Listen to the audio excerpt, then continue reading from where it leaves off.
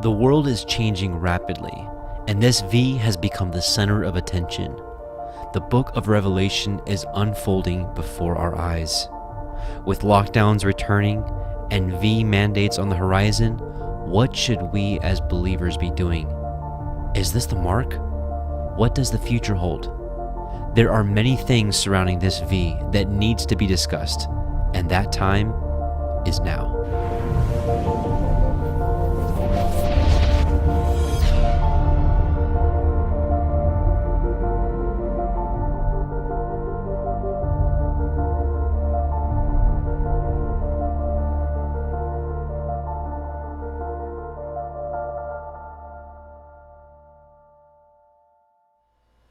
Welcome, brothers and sisters. Welcome to the Parable of the Vineyard YouTube live stream. My name is Adam, your host, and I welcome you. Tonight is going to be an important study, probably one of the most important we've done in a long time here on Parable of the Vineyard, and it's regarding the V. This is something I didn't think I was going to cover, but we all know that still small voice, and it was time. Before we get started, I would like to start with prayer. Join me, if you will. Heavenly Father, Yahuah Most High, we come before you in your Son Yahush's name, and we bless you for all things that you've done for us and continue to do for us. My prayer, O Yah, is that anyone that might listen to this, you might open their eyes and ears to the words that you have spoken throughout the ages. We bless you for all that you do, and we are eagerly awaiting your return. In Messiah Yahushua's name, we bless you. Amen. Okay. What we're going to do is something we've been doing often here on the channel as of late on the ministry. Is what I do is I write everything down on an article, and then I basically go through that article. The reason being is I know I go fast, and I will go fast through some information tonight. The reason being is there's a lot of information, and I want you to get the bulk of it. But if you're like something I went too fast on something, or something you want to study, go back on your own and study. I'll have the link here for you. It'll be pinned as a comment and also in the description box. That way you can go back and study it at your own pace if you choose to do so. So with that being said, let's go ahead and get started with this study. And I've titled it The V in the Future. Really the mark. There's so much to talk about here.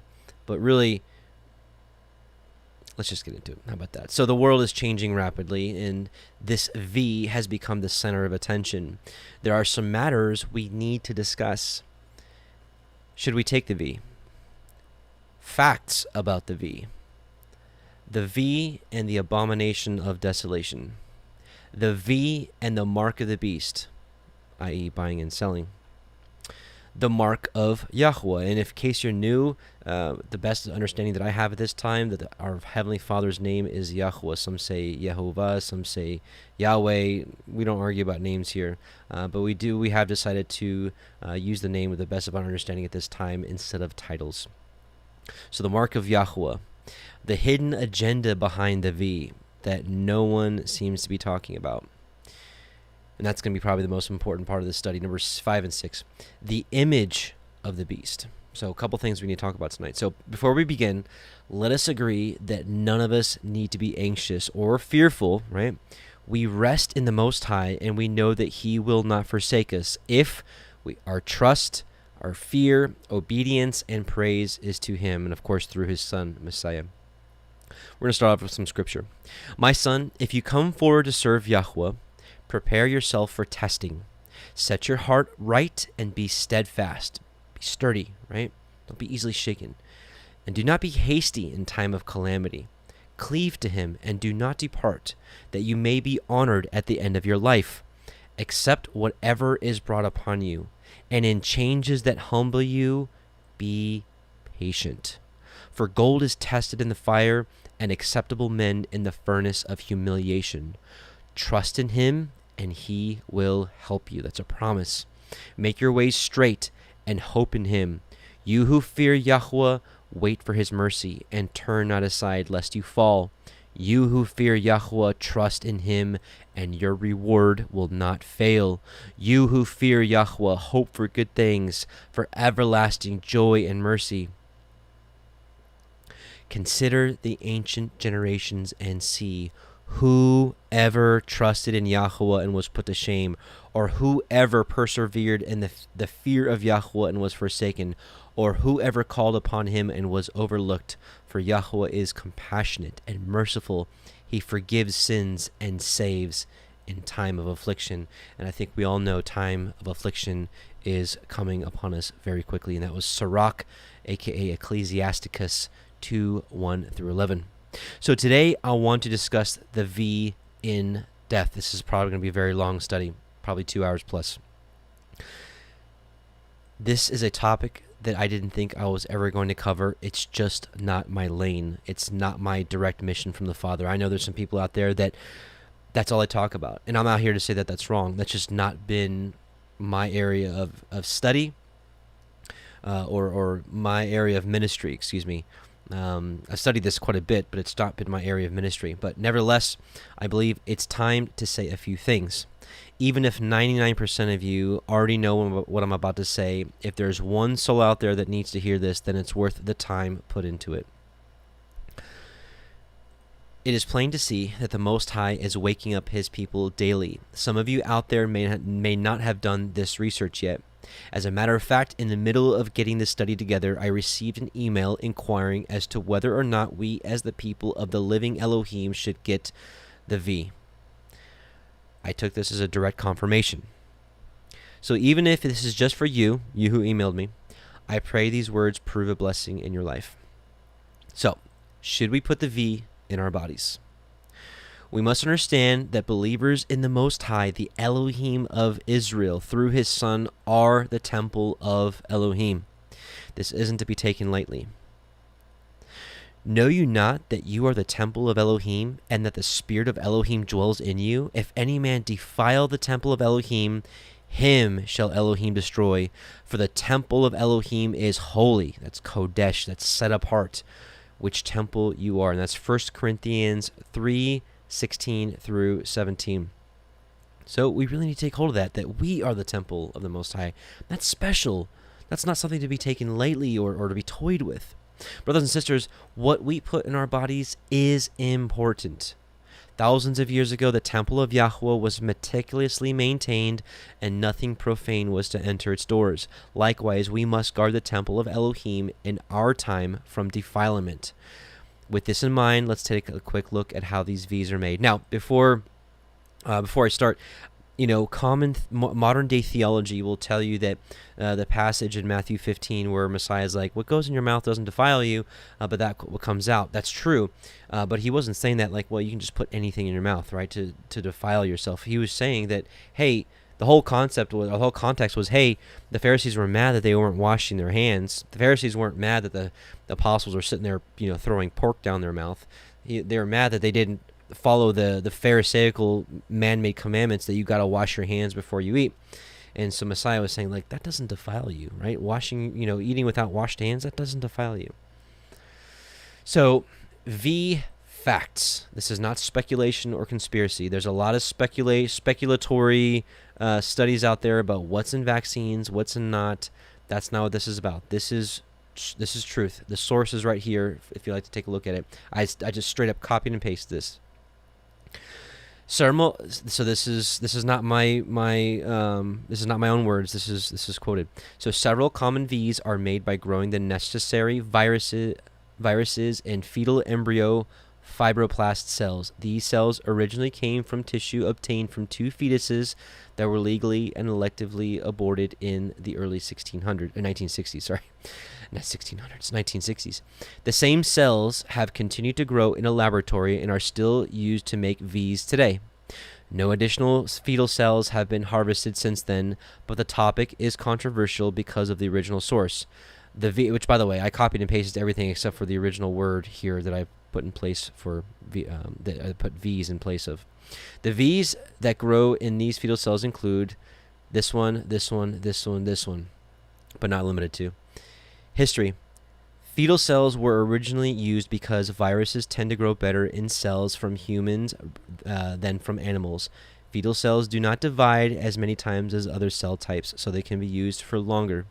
In addition, because of the ability to maintain these cells at very low temperatures, such as in liquid nitrogen, scientists are able to continue using the same fetal cell lines that were originally isolated in the 1960s.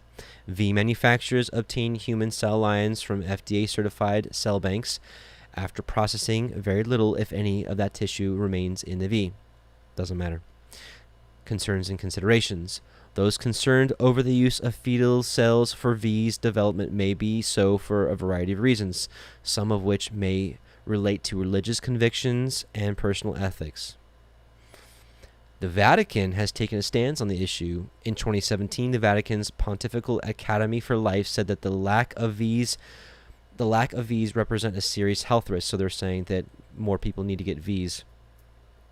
They stated, in the past, V's have been prepared using cells from aborted human fetuses. However, currently used cell lines are from very distant from the original abortions. Today, it is no longer necessary to obtain cells from new voluntary abortions, and that the cell lines on which the V's are based in are derived solely from two fetuses originally aborted in the 1960s. So, it's interesting that the Vatican has its hands in this ordeal, although not surprising. Please see our Beast of Revelation study here. If you do even more research, some evidence points to laboratories using new aborted fetus cells. Regardless, old or new, here's the facts, okay? Dead babies were used in this process, period. These are a type of sorcery, because the death of children are used in making it. This is fact. This is not conspiracy theories. This is fact. These are a type of sorcery. As believers, we have no business putting this abomination in our bodies. Here is ancient sorcery found within the book of Jasher. This book of Jasher is mentioned in Joshua 10:13 and 2 Samuel 1:18.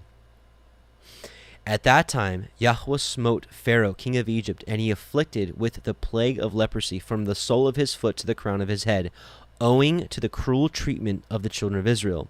Was this plague at that time from Yahuah upon Pharaoh, king of Egypt? For Yahuah had hearkened to the prayer of his people, the children of Israel, and their cry reached him on account of their hard work. Still his anger did not turn from them, and the hand of Pharaoh was still stretched out against the children of Israel. And Pharaoh hardened his neck before Yahuah, and he increased his yoke over the children of Israel, and embittered their lives with all manner of hard work. And when Yahuah had inflicted the plague upon Pharaoh, king of Egypt, he asked his wise men and sorcerers to cure him. And his wise men and sorcerers said unto him that if the blood of little children were put into the wounds, he would be healed. This is sorcery. And Pharaoh hearkened to them, and sent his ministers to Goshen to the children of Israel to take their little children. And Pharaoh's ministers went and took the infants of the children of Israel from the bosoms of their mothers by force, and they brought them to Pharaoh daily, a child each day. And the physicians killed them and applied them to the plague. Thus did they all the days. So it's interesting that you've got sorcerers and physicians dealing in sorcery via dead babies. And the number of the children which Pharaoh slew was 375, but Yahuah hearkened not to the physicians of the king of Egypt, and the plague went on increasingly mightily. And Pharaoh was 10 years afflicted with that plague. Still the heart of Pharaoh was more hardened against the children of Israel. And that's Jasher 76:25-34. So, thousands of years later, sorcerers are still using babies for their purposes. I'm sorry, I had a kind of a giggle there. That was very improper. But seriously, thousands of years later, sorcerers are still using babies for their purposes, and physicians have their hands in this too, knowingly or unknowingly, or whether they care or don't care. The facts are the facts. So speaking of, in thinking about sorcery and participating in sorcery, so even if you're not a sorcerer, but you're willingly participating in something that is sorcery, you are approving it. You are guilty by association. Blessed are those who keep the commandments, that they may have the right to the tree of life, and that they may enter the city by the gates, right? Who wants to go into the city of New Jerusalem, right, into the kingdom? I know I do. Outside of that city, right, are the dogs and the sorcerers and fornicators and murderers and idolaters and everyone who loves and practices falsehood. And that's Revelation 22:14 through 15. So that's what the enemy does. The word says we who trust in him have nothing to fear. Yes, including this V, right? So the media will hype this up and they'll be like, fear, fear, fear, fear, get this in your body because you need us and you need our protection and we're going to protect you from this, right? So people are running to man for protection and people are fearing man, right?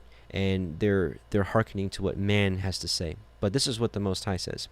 He that dwells in the secret place of the Most High shall abide under the shadow of the Almighty. I will say of Yahuah, he is my refuge and my fortress, my Elohim. In him will I trust. We're not going to trust in man. We trust in him. Surely he shall deliver you from the snare of the fowler and from the noisome pestilence. You can also translate it as plague. He shall cover you with his feathers, and under his wings shall you trust. His truth, that's a reference to Psalm 119, 142, shall be your shield and buckler, right? So his truth will be our shield. It'll protect us. You shall not be afraid for the terror by night, nor for the arrow that flies by day, nor for the pestilence that walks in darkness, nor for the destruction that wastes at noonday. 1,000 shall fall at thy side, and 10,000 at your right hand, but it shall not come nigh to you. Now think about that. Whether millions or billions are going to pass away soon, whether it's due directly to this virus or to the V itself, right? People are going to perish, but he will protect his children, those that really trust in him. And we have to define what trusting in him actually is. So that was Psalm 91, 1 through 7. So we don't need M's, right, this thing, nor do we need V's, this thing. He is all we need. And we sing a song about it. We'll sing it at the end of this. And his promise to us, if we keep his truth, thy righteousness is an everlasting righteousness, and thy law, thy Torah, is the truth. Stick with me. If you're like, the law, the Torah, that's done away with, please stick with me. This is a very important study, and I really pray that you take the time to stick with me on this one.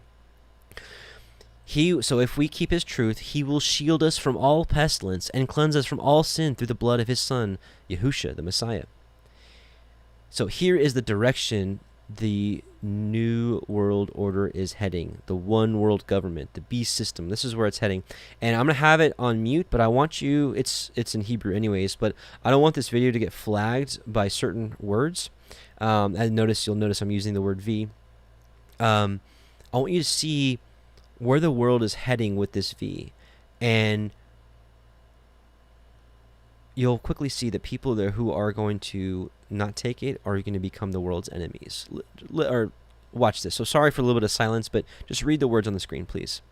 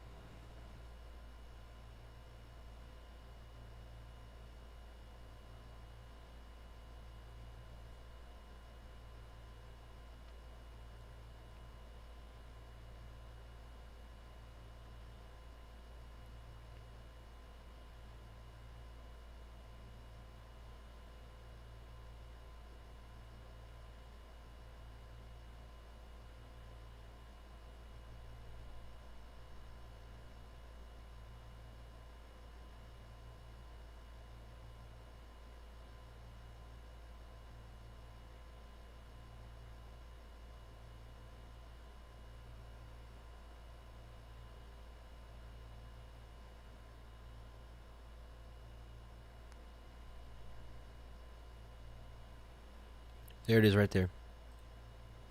Those that refuse the V's are endangering everyone else. And here we go. And they're going to start making us the enemies. Listen. Or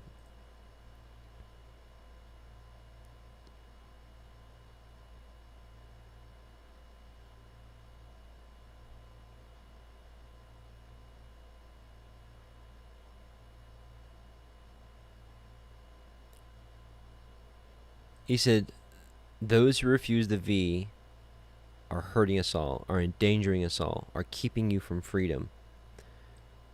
We who resist this will become the world's enemies.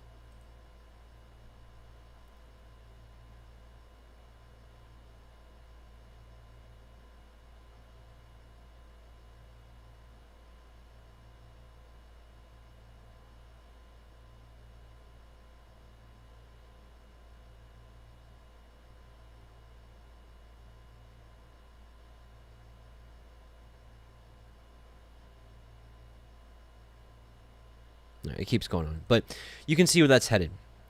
So they're shifting the blame over, right? All this pressure, all these incentives, right? We'll give you $100 if you get the V, or we'll put your name in a lottery for $1 million if you get the V. Free beer. I mean, it's insanity. Let's continue. Let's talk about the abomination of desolation. Let's keep this in mind. What has been is what will be, right? So what's been will be, and what has been done is that will be done, and there is nothing new under the sun, right? So that's Ecclesiastes 1:9. History repeats itself. However, it manifests itself. Terrible English here. Sorry. It manifests in a different way, shape, or form. During the time of the Maccabees, the abomination of desolation was set up in the holy place, the temple of Yahuah. This is what happened. They had a false image, and then they had the sacrifice of a pig inside of the temple. So here's a little excerpt. When the king wrote to his whole kingdom that all should be one people, and we know that that's where the world is walking towards right now, one world, right? One world government, one world religion, one world order. So that's just what happened in the past, and it's happening again, right? So he wrote that all should be one people, and that each should give up his customs, and all the Gentiles, the nations, accepted the command of the king. Many, even from Israel, gladly adopted his religion. They sacrificed to idols and profaned the Sabbath. That's a big one.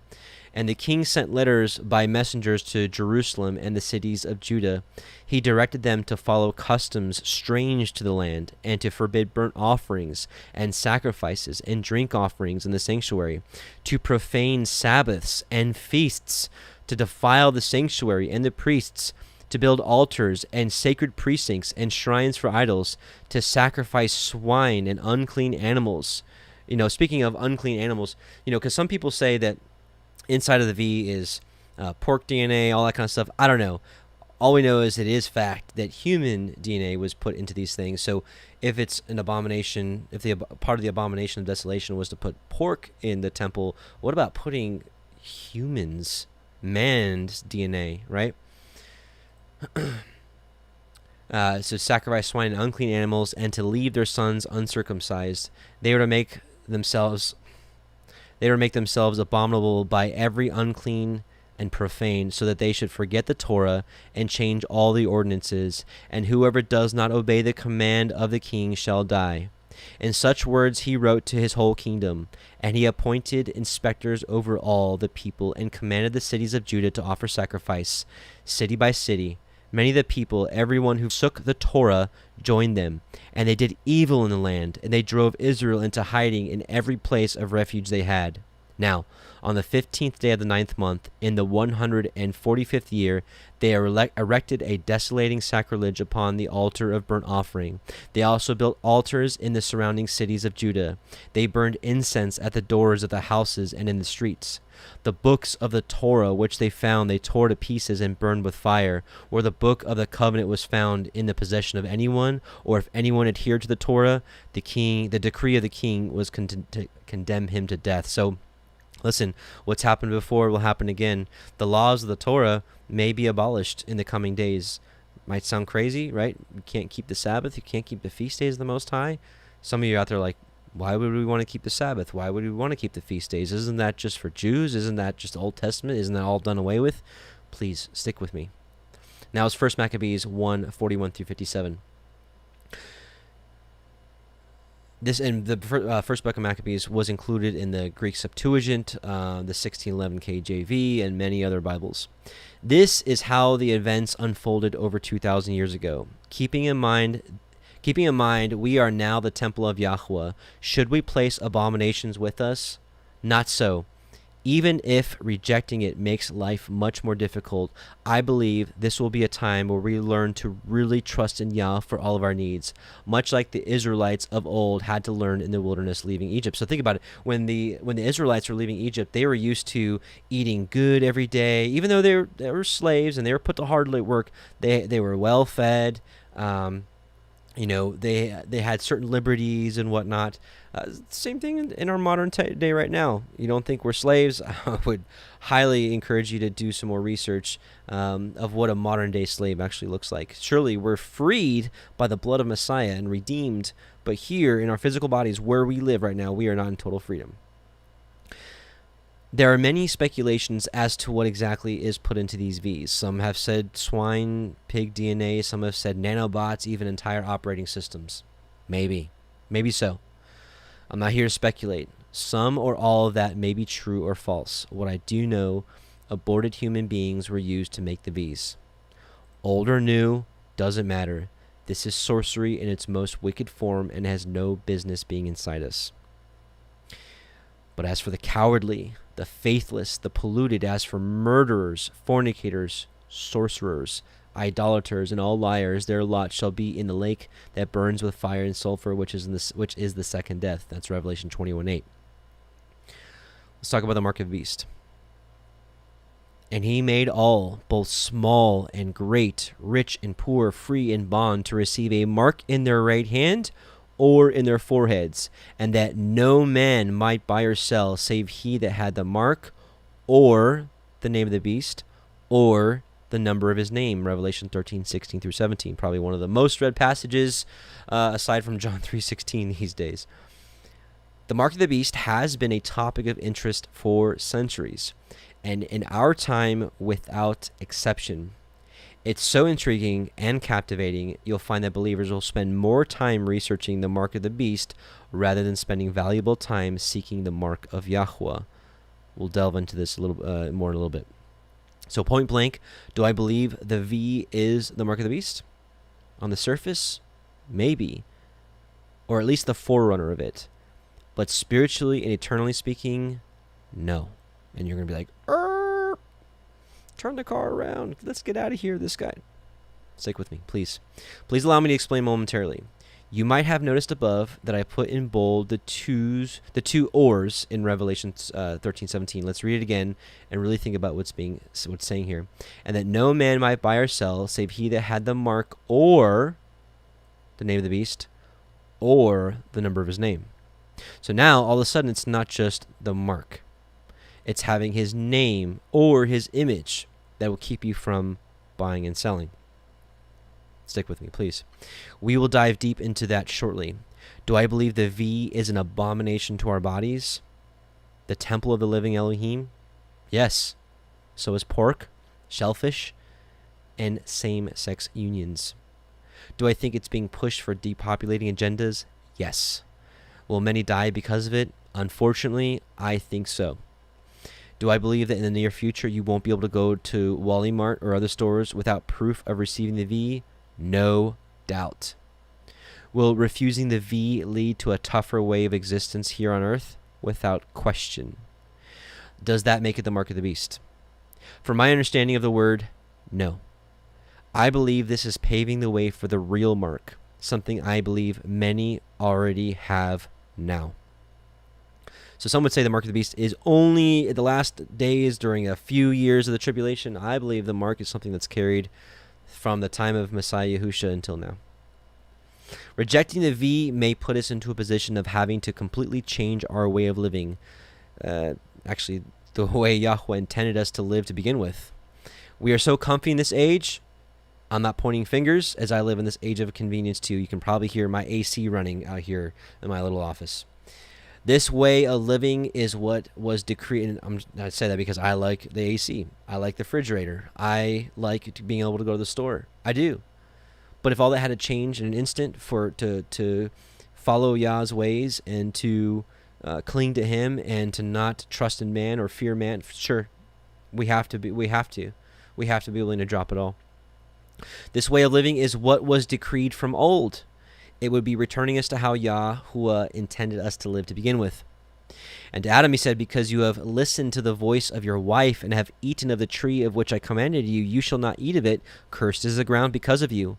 In toil you shall eat of it all the days of your life.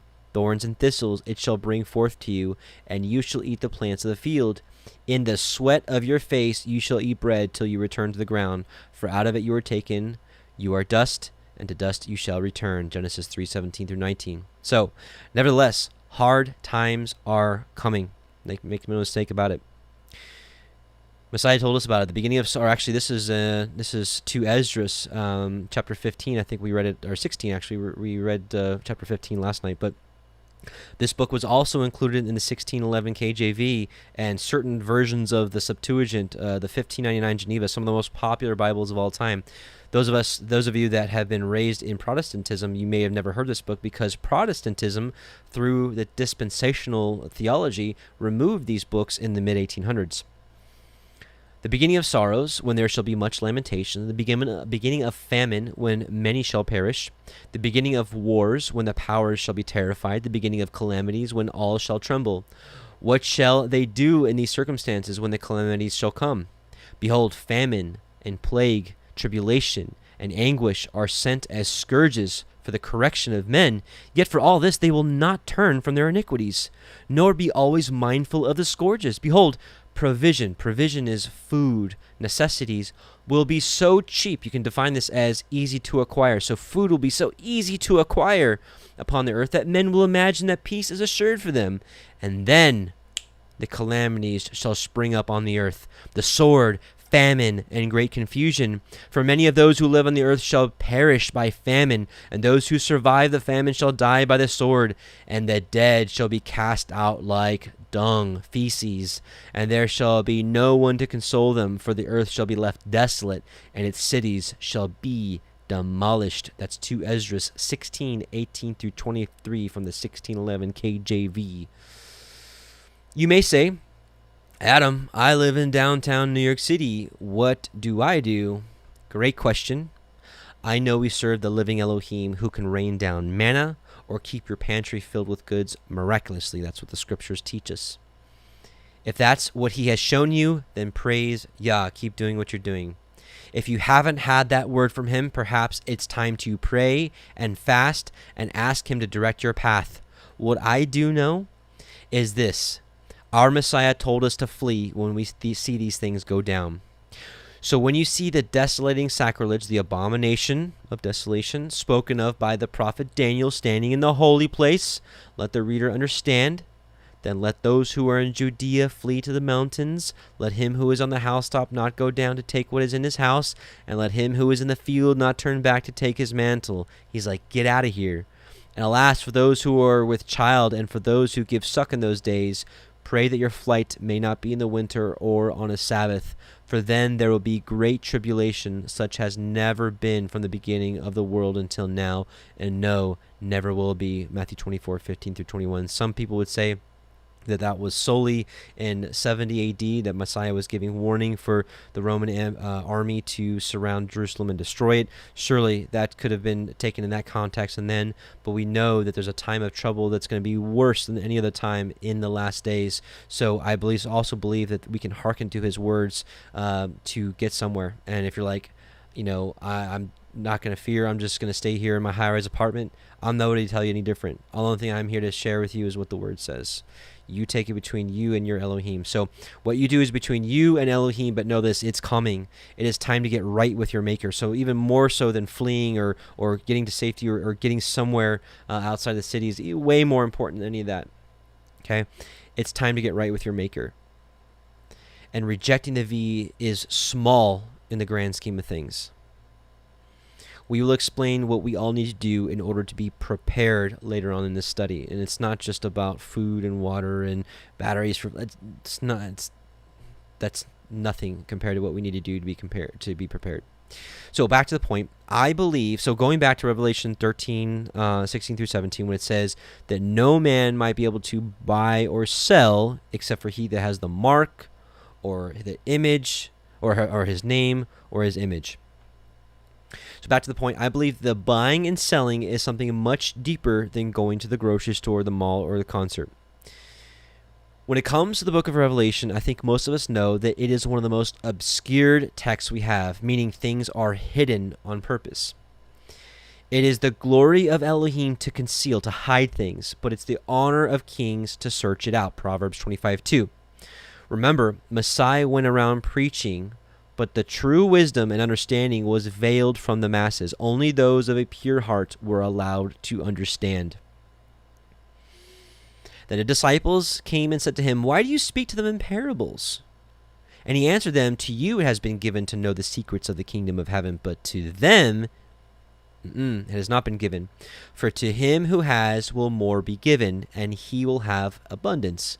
But from him who has not, even what he has will be taken away. This is why I speak to them in parables, because seeing they do not see, and hearing they do not hear, nor do they understand." And he quoted Isaiah there. And had to do with the wicked people. If their heart was wicked, and if their heart was hardened, and it wasn't like tilled soil ready for the planting of the word, and they were hardened in their hearts and hardened in their understandings, they weren't gonna receive it. And that was Matthew 13:10-13. Perhaps the Most High is waking up a generation to truly understand His word. Praise be to the Most High. He is the revealer of wisdom and understanding, brothers and sisters. No glory to any men who preach the word. It is the Most High that reveals truth in these last days through His Son and the Holy Spirit, the Ruach HaKodesh that He's given within us. So perhaps He is lifting the veil of the full understanding to us now. Why would we think that buying and selling would be unaffected by this veil? Perhaps there is much more than we've been taught previously. Let's see what the scriptures allude to when it comes to buying and selling. So, scriptural buying. I know your works, that you are neither cold nor hot. I wish you were cold or hot. Like, do something. Get off the fence, you fence rider. So then, because you are lukewarm and neither cold nor hot, I will spew you out of my mouth, because you say, I am rich and increased with goods and have need of nothing, and know not that you are wretched and miserable and poor and blind and naked. This is really going to come full circle when we finish up here about this scriptural buying and selling. Think about this. So remember this. So the lukewarm people, they're like, yeah, whatever. They are rich and increased with goods and have need of nothing, and know not that you are wretched and miserable and poor and blind and naked. Why? Because they may have riches of this world, but they don't have the true riches of heaven. They may even have false doctrine, which we'll talk about shortly. But here's what he says.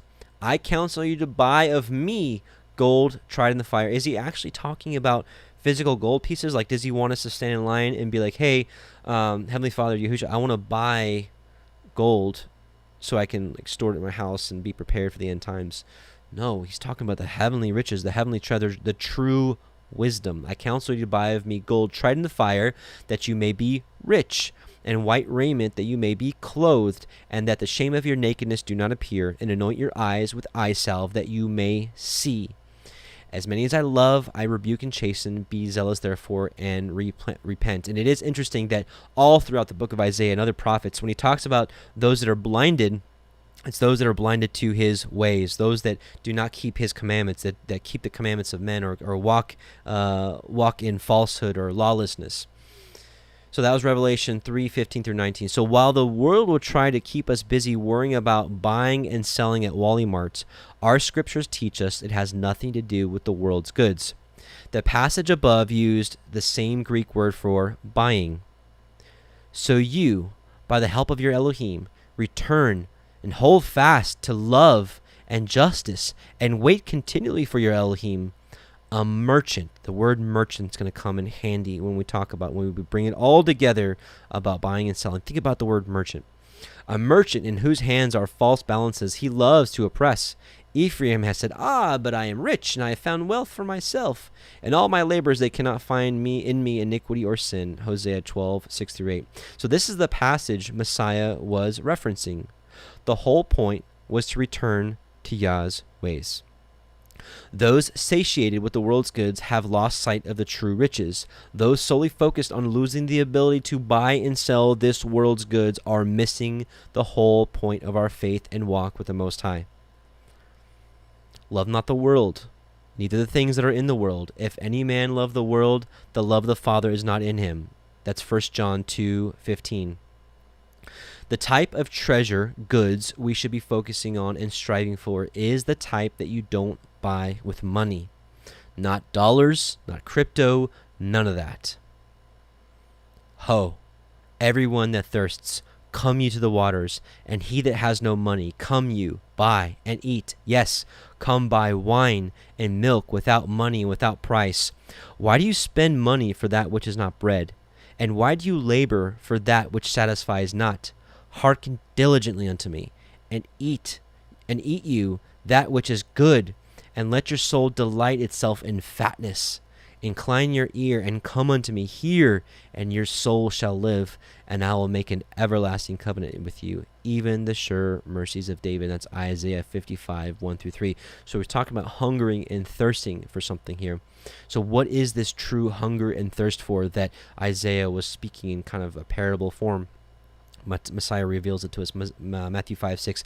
Blessed are they which hunger and thirst after righteousness, for they shall be filled. Because here it says, right?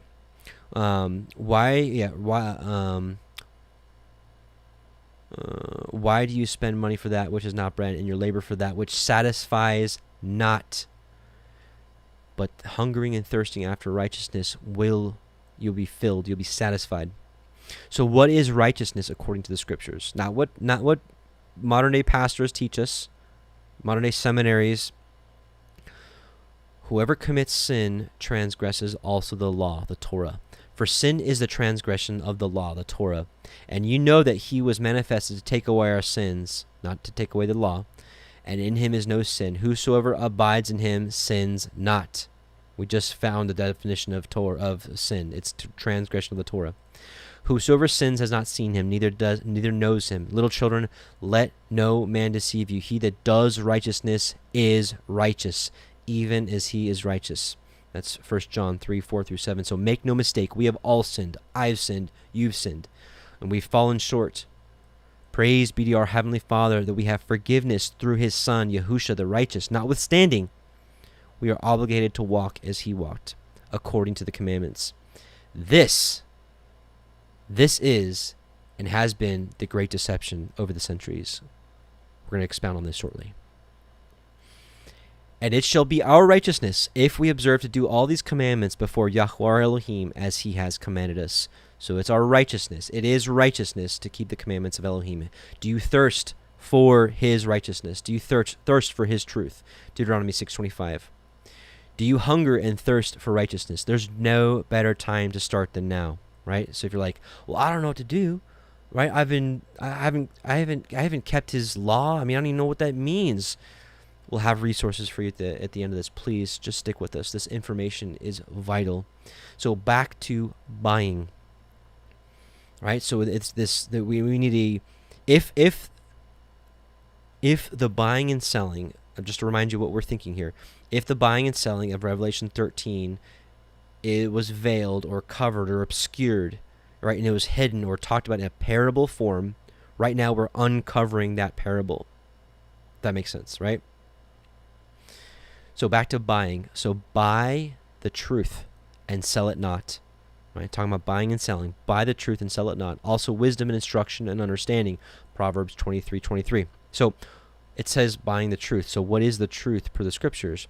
Your righteousness is an everlasting righteousness, and your law, the Hebrew word there is Torah, is the truth. Psalm 119:142. So while teachers of the word over the centuries have focused primarily on the physical, buying and selling of this world's goods, I truly believe what we really need to focus on is buying of his word, his truth, and walking in accordance with his commandments. So, but it still poses the question of no man might buy or sell except he who has the mark or his name or his image. So let us continue. We need to establish what the buying and selling is actually talking about, because I don't believe it's talking about going to the grocery store. At least in the sense of what we need to really understand about the mark of the beast or the image of the beast or the name of the beast. Again, the kingdom of heaven is like unto treasure hid in a field, the which when a man has found he hides, and for joy thereof goes and sells all he has and buys that field. He's talking in parable form. We're selling all, and what this is really talking about is selling all worldly knowledge and all worldly understandings and all of our man-made traditions and all of our man-made ways of, serving our Heavenly Father, and buying the truth, buying the true precepts of the kingdom of heaven.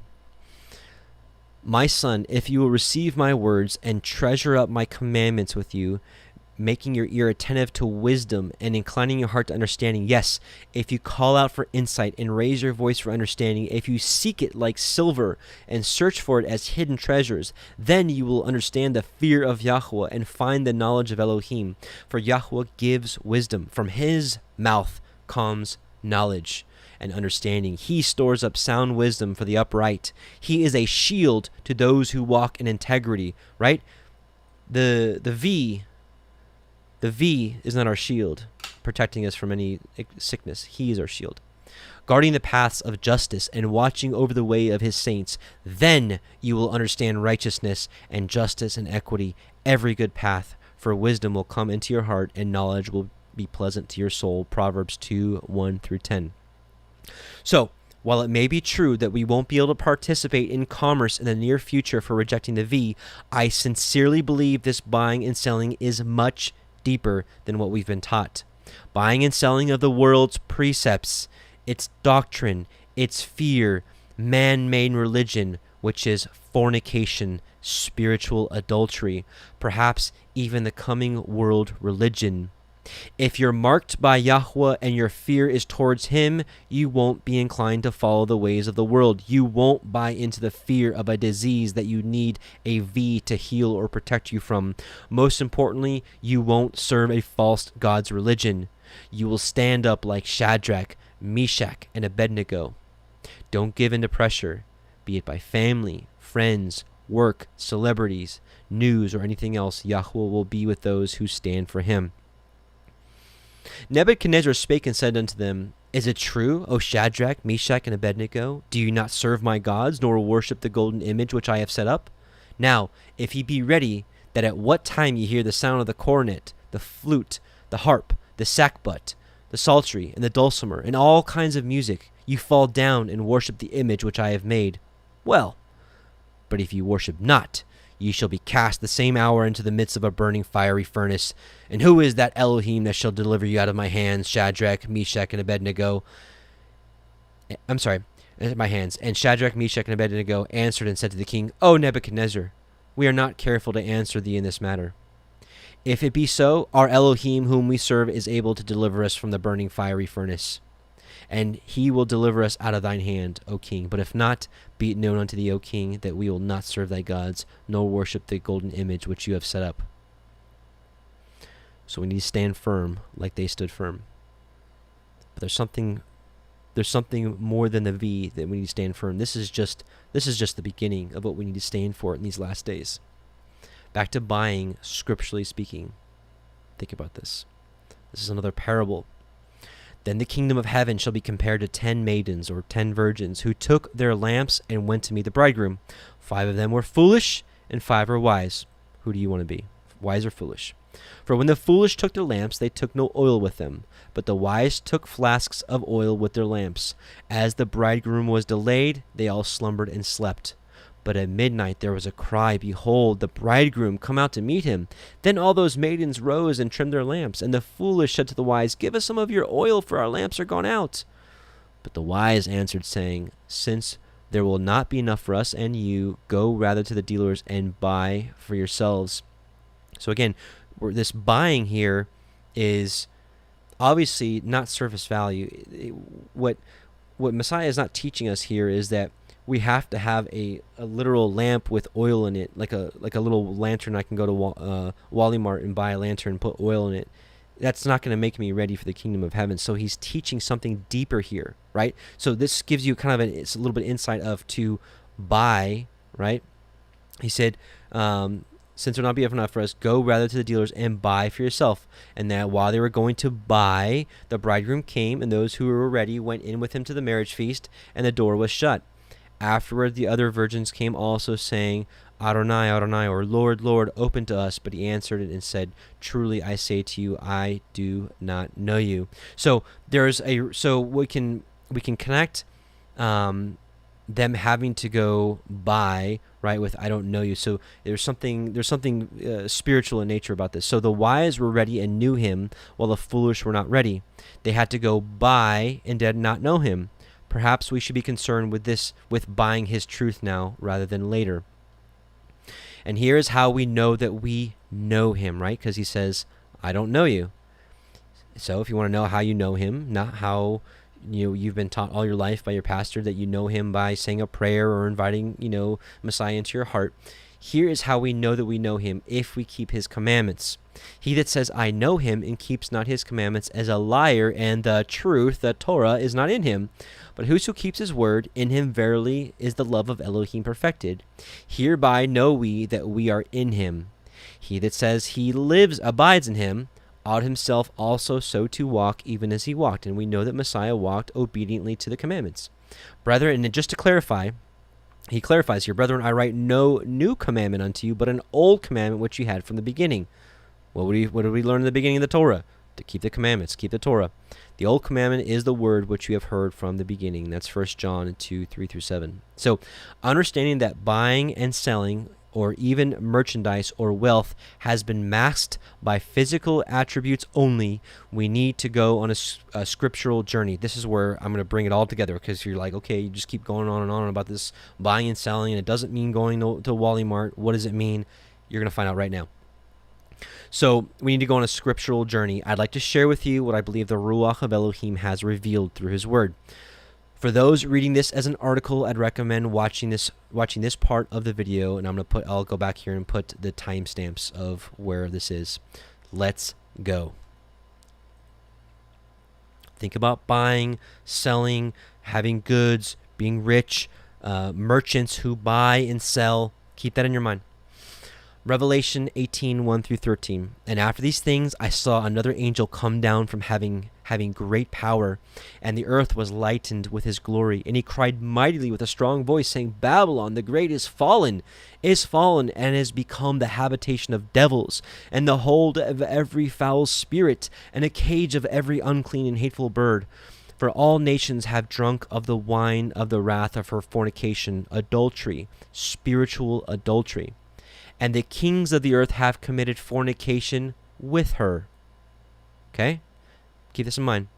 And the merchants, now we're talking merchants are buyers and sellers, right? And the merchants of the earth are waxed rich through the abundance of her delicacies, her fornications. And I heard another voice from heaven saying, Come out of her, my people. So you have the merchants who are buying and selling with the harlots, Babylon, mystery Babylon. But a voice from heaven says, come out of her. So we don't need to be buying and selling of this world's goods anyways. Stick with me. I heard another voice from heaven saying, Come out of her, my people, that you be not partakers of her sins, and that you receive not of her plagues. For her sins have reached unto heaven, and Elohim has remembered her iniquities. This is what it's all about.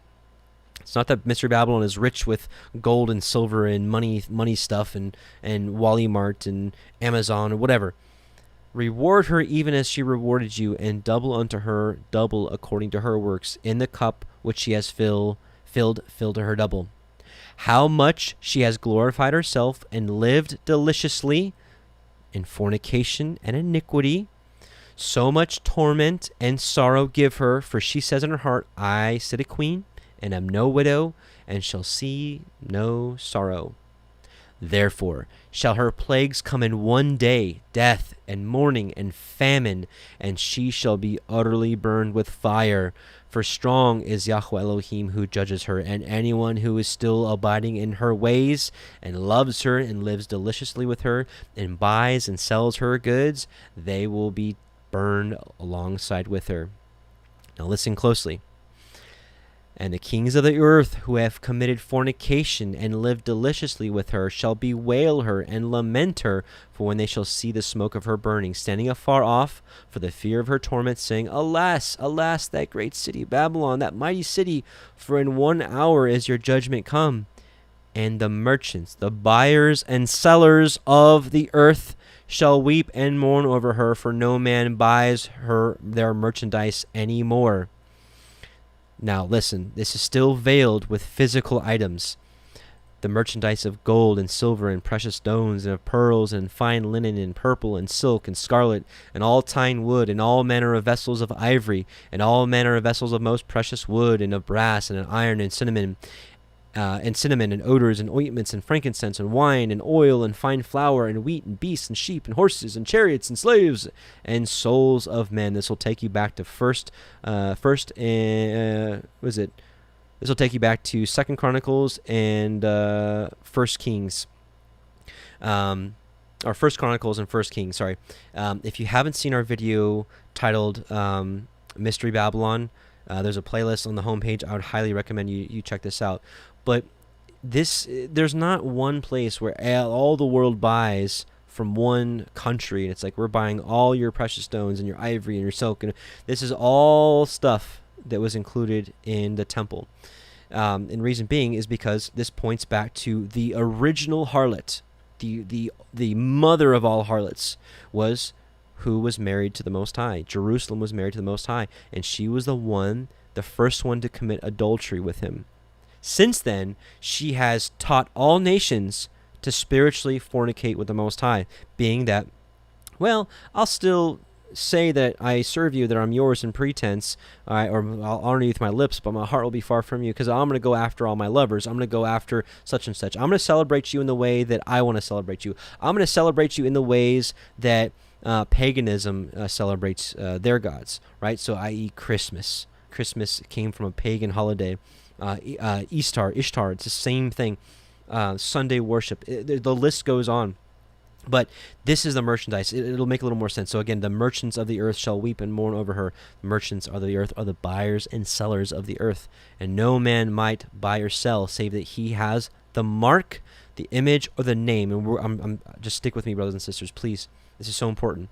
Isaiah 47, come down and sit in the dust, O virgin daughter of Babylon. Sit on the ground. There is no throne, O daughter of the Chaldeans, for you shall no more be called tender and delicate. Right?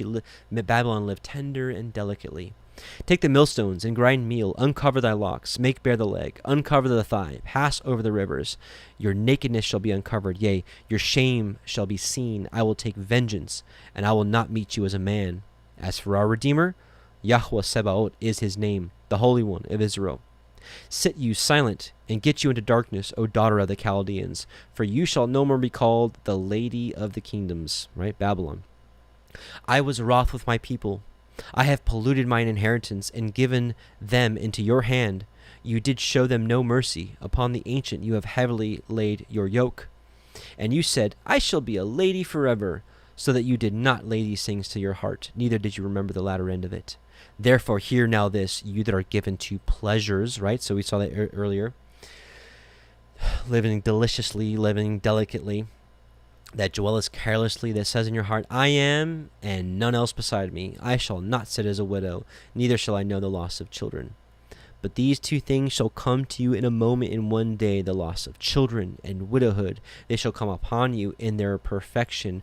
Why? For the multitude of your sorceries and for the great abundance of your enchantments. This is not about money. This is not about actual buying and selling of food or necessities. This is a talking about sorceries and witchcrafts and enchantments and spiritual adultery. Right? This is why she's a whore. This is why it's whoredom. For you have trusted in your wickedness, and you have said, none sees me. Your wisdom and your knowledge, it has perverted you. And you have said in your heart, I am, and there's none else beside me. Therefore shall evil come upon you. You shall not know from whence it rises. And mischief shall fall upon you, and you shall not be able to put it off. And desolation shall come upon you suddenly, which you shall not know of. Stand now with your enchantments and with the multitude of your sorceries, wherein you have labored from your youth. If so, you should be able to profit. If so, you may prevail. You are wearied in the multitude of your counsels. Let now the astrologers and the stargazers and the monthly prognosticators stand up and save you from these things that shall come upon you. Behold, they shall be as stubble. The fire shall burn them. They shall not deliver themselves from the power of the flame. There shall not be a coal to warm at, nor a fire to sit before it. Listen carefully. This is where it starts to tie it together. Thus shall they be unto you whom you have labored, even thy merchants from thy youth. This merchants, these buyers and sellers, just like in the parable of the wise and foolish virgins, they were told to go buy and sell. Buy and sell from this world, or buy and sell from Mystery Babylon? No, they were told to buy and sell the truth. They're to go buy the truth, right? And so, in the same spiritual sense, when it comes to worship or obedience or disobedience, right? Even thy merchants of thy youth. And what was the whole description of Babylon here? Sorceries, fornications, adulteries, wickedness. Proverbs 31:10-18. This is where it starts getting really interesting. The book of Revelation is a tale of two women, the virtuous woman and the woman of whoredoms, the woman of obedience and the woman of disobedience. Mystery Babylon is really the pinnacle of disobedience, of the disobedient woman, the adulterous woman, the fornicating woman. So in the same sense, thinking about women, thinking about the veiled understanding of merchants and buying and selling and goods and living delicately and riches. And check this out. Proverbs 31:10-18. Who can find a virtuous woman, the good woman in Revelation? For her price is far above rubies. The heart of her husband does safely trust in her. So think about the other woman who was harlot, right? A husband can't trust a harlot woman. So that he shall have no need of spoil. She will do him good and not evil all the days of her life. She seeks wool and flax and worketh willingly with her hands. She is like the merchant's ships. Remember that. She bringeth food from her far. She rises also while it is yet night, and gives meat to her household, and a portion to her maidens. She considers a field and buys it. With the fruit of her hands she plants a vineyard. She girds her loins with strength, and strengthens her arms. She perceives that her merchandise is good, and her candle goeth not out by night. Now think about this. Think about her candle, merchandise, buying, merchant ships, virtuous. Now let's look at the opposite. Revelation 14-24. And the fruits, right? The fruit of her hands, right? The fruits. So, and the fruits that thy soul lusted after are departed from you, and all things which are dainty and goodly are departed from you, and you shall not find them you shall find them no more at all. The merchants of these things, which were made rich by her, shall stand afar off from the fear of her torment, weeping and wailing. Are these merchants actually talking about physical wealth? Sure, maybe a little bit, but this is really talking about something much deeper here, brothers and sisters. It has to do with obedience or disobedience. This is the whole parable that Revelation 13 is trying to teach us, with no man might buy or sell except he that has the mark of the beast, the name of his name or his image. I hope I'm making sense here. The merchants of these things which were made rich by her shall stand afar off for the fear of her torment, weeping and wailing, and sing, Alas, alas, that great city that was clothed in fine linen and purple and scarlet and decked with gold and precious stones and pearls. For in 1 hour so great riches has come to naught. And every shipmaster, it's interesting, right? It's talking about the merchant's ships here, and it's talking about the righteous woman, and here it's talking about the unrighteous woman. And every shipmaster and all the company and ships and sailors, and as many as trade by sea, stood afar off and cried when they saw the smoke of her burning, saying, What city is like unto this great city?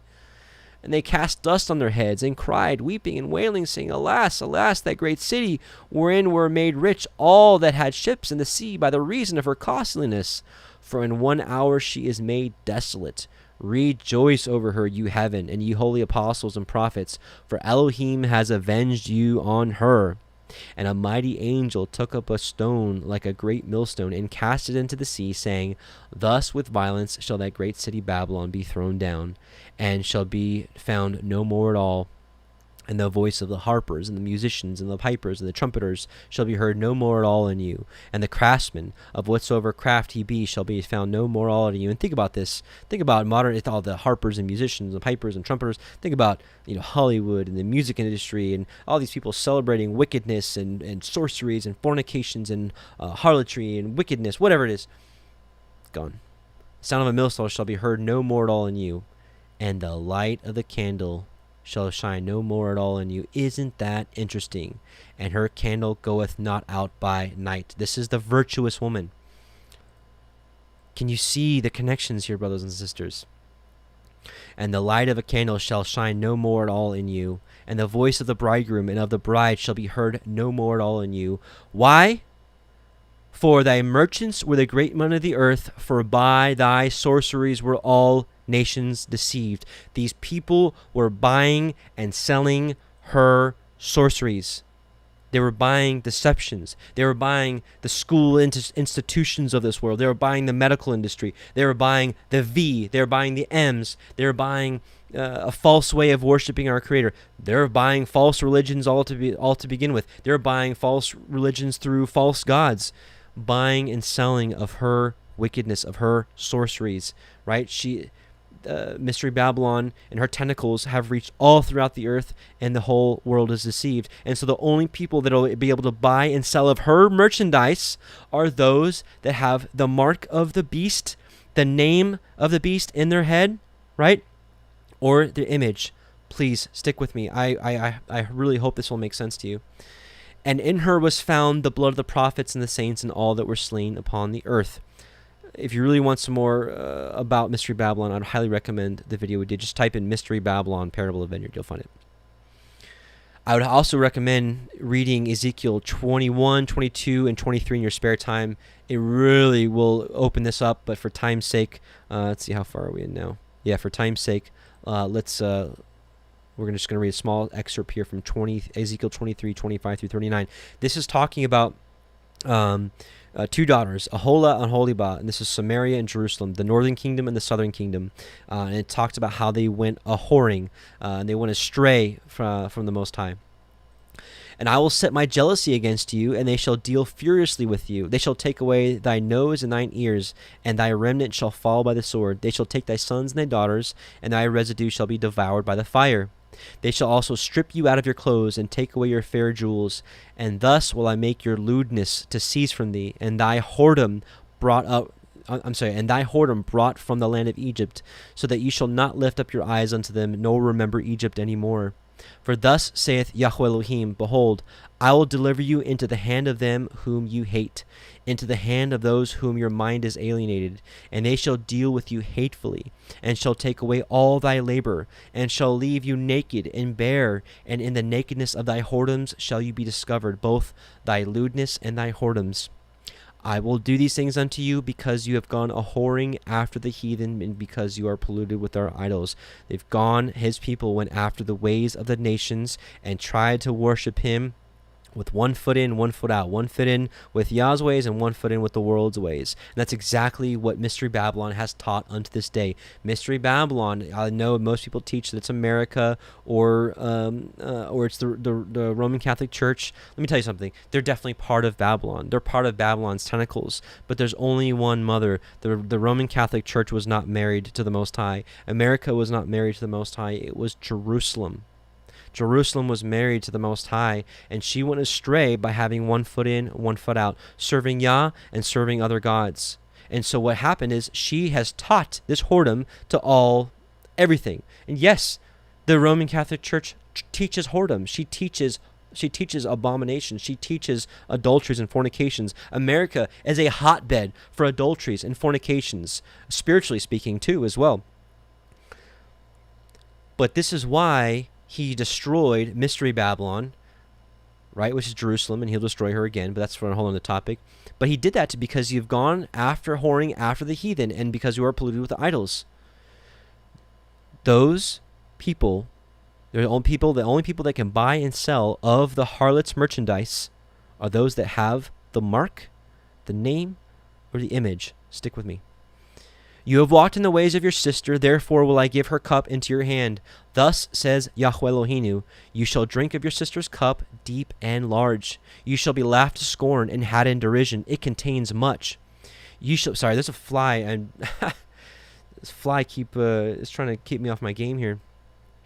Not my game. That's not the right. I use my words more correctly. This is a fly trying to distract me here. Sorry. You shall drink of your sister's cup, deep and large. You shall be laughed to scorn and had in derision. It contains much. You shall be filled with drunkenness and sorrow. Right? Just like Master Babylon, drunkenness and sorrow. With the cup of astonishment and desolation. With the cup of thy sister Samaria. You shall even drink it and suck it out. And you shall break the sherds thereof and pluck off your own breasts. For I have spoken it, says Yahuah Elohenu. Therefore, thus says Yahuah Elohenu, because you have forgotten me and cast me behind your back, therefore bear you also thy lewdness and thy whoredoms. And this is the major point, and we're going to discuss this further, but even people in Christianity today are trying to serve him in man-made ways. They're not serving him by how he's prescribed us to serve him for all ages. He does not change. He's told us how to serve him, and we're going to go through that closely here in a little bit. So even people that are avoiding the V, and they're like, I'm good, I don't have the mark. I'm here to say a lot of those people will carry the mark. Please allow me a little more time, and we'll get straight to it. Yahuah said, moreover, unto me, Son of man, will you judge Aholah and Aholibah? That's Samaria and Jerusalem. Yea, declare unto them their abominations, that they have committed adultery, and blood is in their hands, and with their idols they have committed adultery, and have also caused their sons, whom they bear unto me, to pass for them through the fire to devour them to false gods. Moreover, this day they have done unto me, they have defiled my sanctuary in the same day. We were talking earlier that we're now the sanctuary. Should we defile the sanctuary? Absolutely not. The V has no business inside of our body. They have defiled my sanctuary in the same day and have profaned my Sabbaths. For when they had slain their children to their idols, then they came the same day into my sanctuary to profane it. And lo, they have thus done this in the midst of my house. So, right, this is 1 foot in, 1 house. They went and served other gods, and then the same day they went in and were like, Yah, forgive us. Yah's with us. His temple is with us. And that's the whole reason, that famous speech by Jeremiah in Jeremiah 7, right?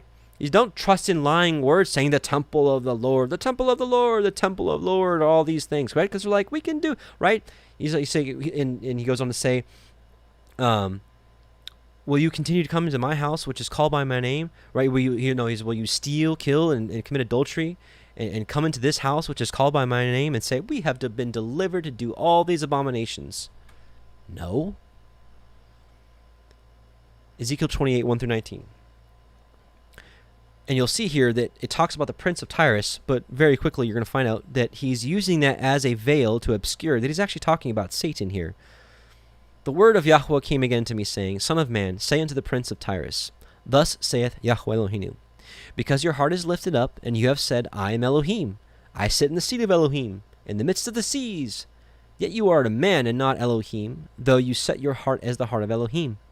Behold, you are wiser than Daniel. There is no secret that they can hide from you.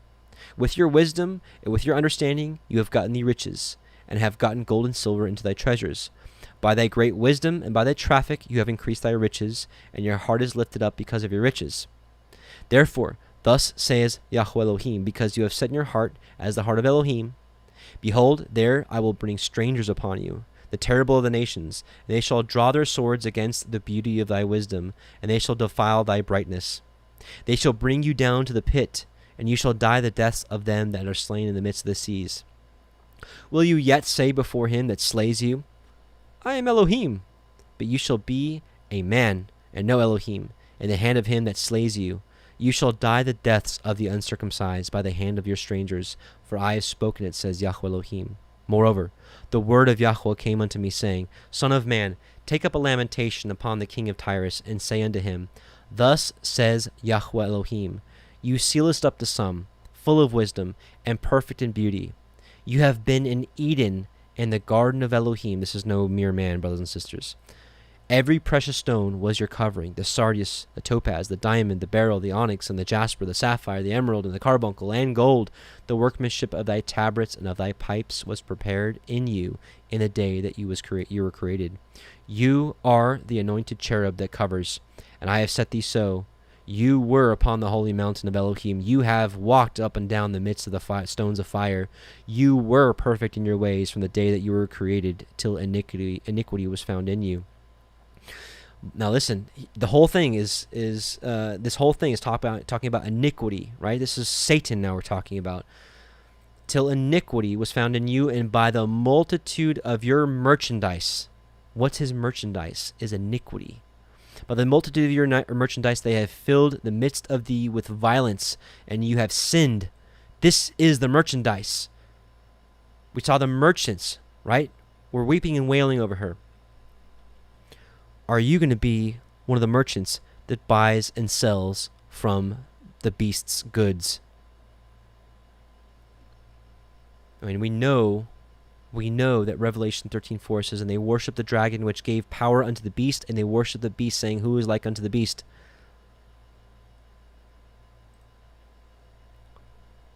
So by hearkening to the beast and listening to the beast and obeying the beast, you're worshiping the dragon that gave power unto the beast.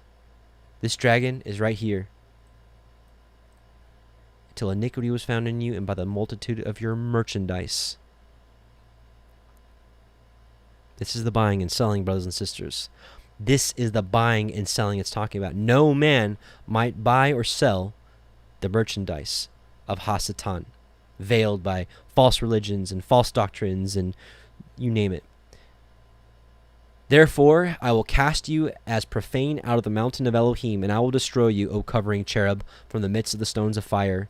Your heart was lifted up because of your beauty. You have corrupted your wisdom by reason of your brightness. I will cast you to the ground. I will lay you before kings, that they may behold you. You have defiled thy sanctuaries by the multitude of your iniquities, by the iniquity of your traffic. This is buying and selling. Traffic is buying and selling. Therefore, I will bring forth a fire from the midst of you. It shall devour you, and I will bring you to ashes upon the earth in the sight of all them that behold you. And they that know you among the people shall be astonished at you. You shall be a terror, and never shall you be any more. Think about it. Think about this buying and selling. Think about this merchandise. Think about the merchants of the earth. Think about buying and selling. Matthew 25:6-10. And at midnight there was a cry made, behold, the bridegroom comes, go ye out to meet him. Then all those virgins arose and trimmed their lamps. And the foolish said unto the wise, give us of your oil, for our lamps are gone out. But the wise answered, saying, not so, lest there not be enough for us and you. But go ye rather to them that sell, and buy for yourselves. And when they went to buy, the bridegroom came, and they that were ready went in with him to marriage. You know, everybody is buying and selling something. When it comes to a figurative sense or spiritual sense, everybody is buying and selling something. You won't be able to buy the beast's merchandise, the dragon's merchandise, the harlot's merchandise, except you have the beast's mark, its image, or its name. And we're going to have to define those terms here shortly. This is a good time for a shofar blast. Give me just a second.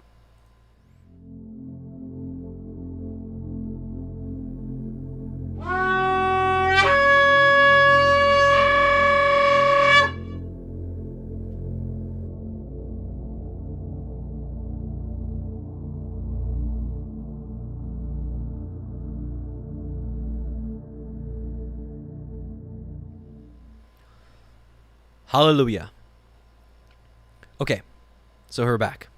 So what's interesting also is when it comes to buying and selling, or when it comes to the wise and foolish virgins, we have to keep them in consideration. Proverbs 6:23 and Leviticus 24:2.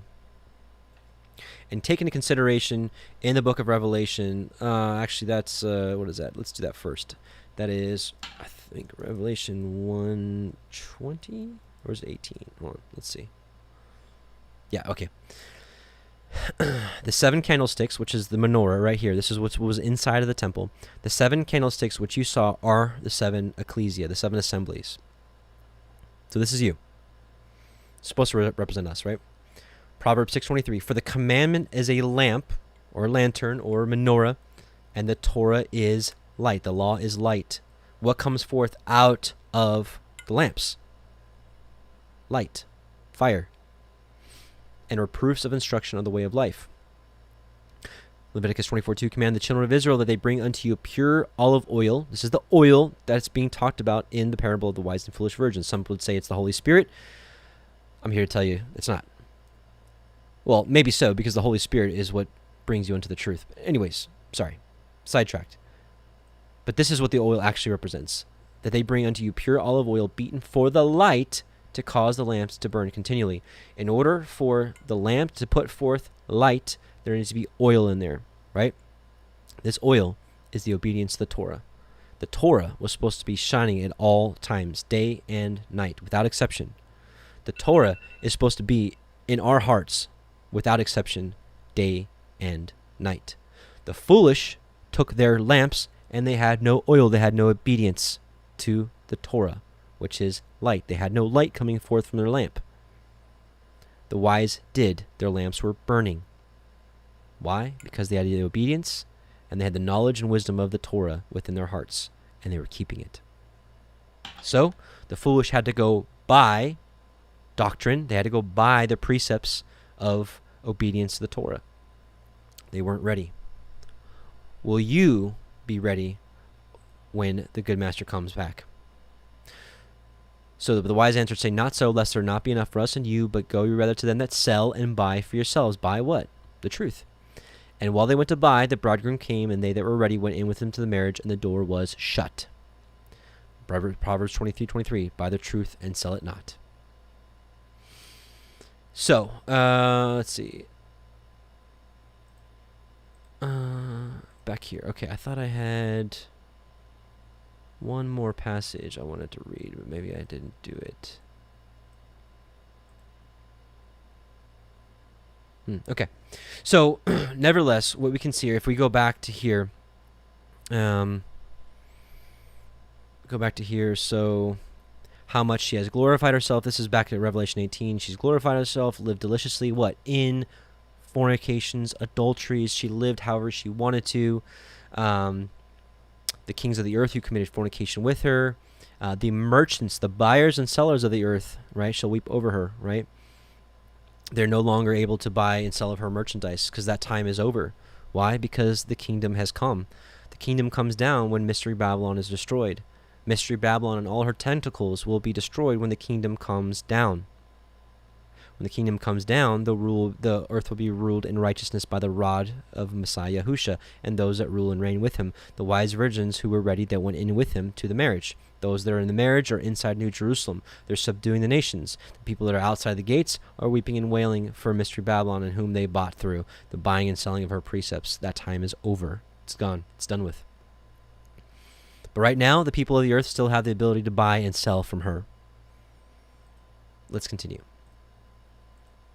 So that was that scriptural journey I wanted to take you on. So maybe you're starting to have a better understanding of what this buying and selling is actually talking about. So brothers and sisters, this leads into the deception within the deception.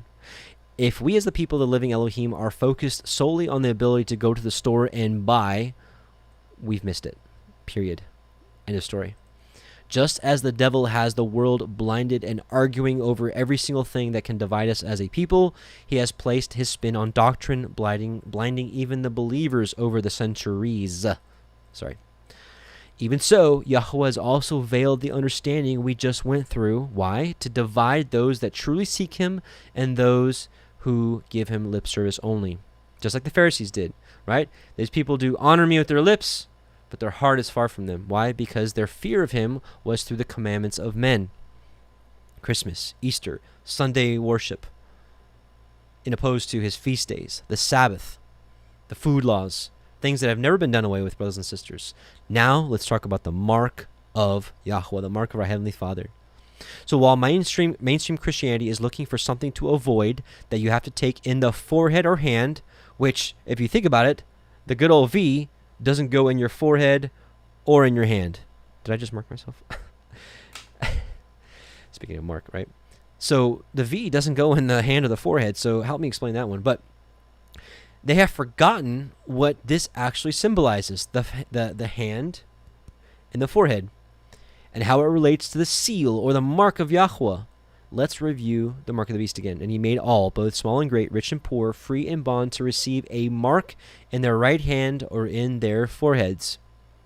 This bears striking resemblance to the mark or seal of Yahuah when it talks about the hand or the forehead. Listen.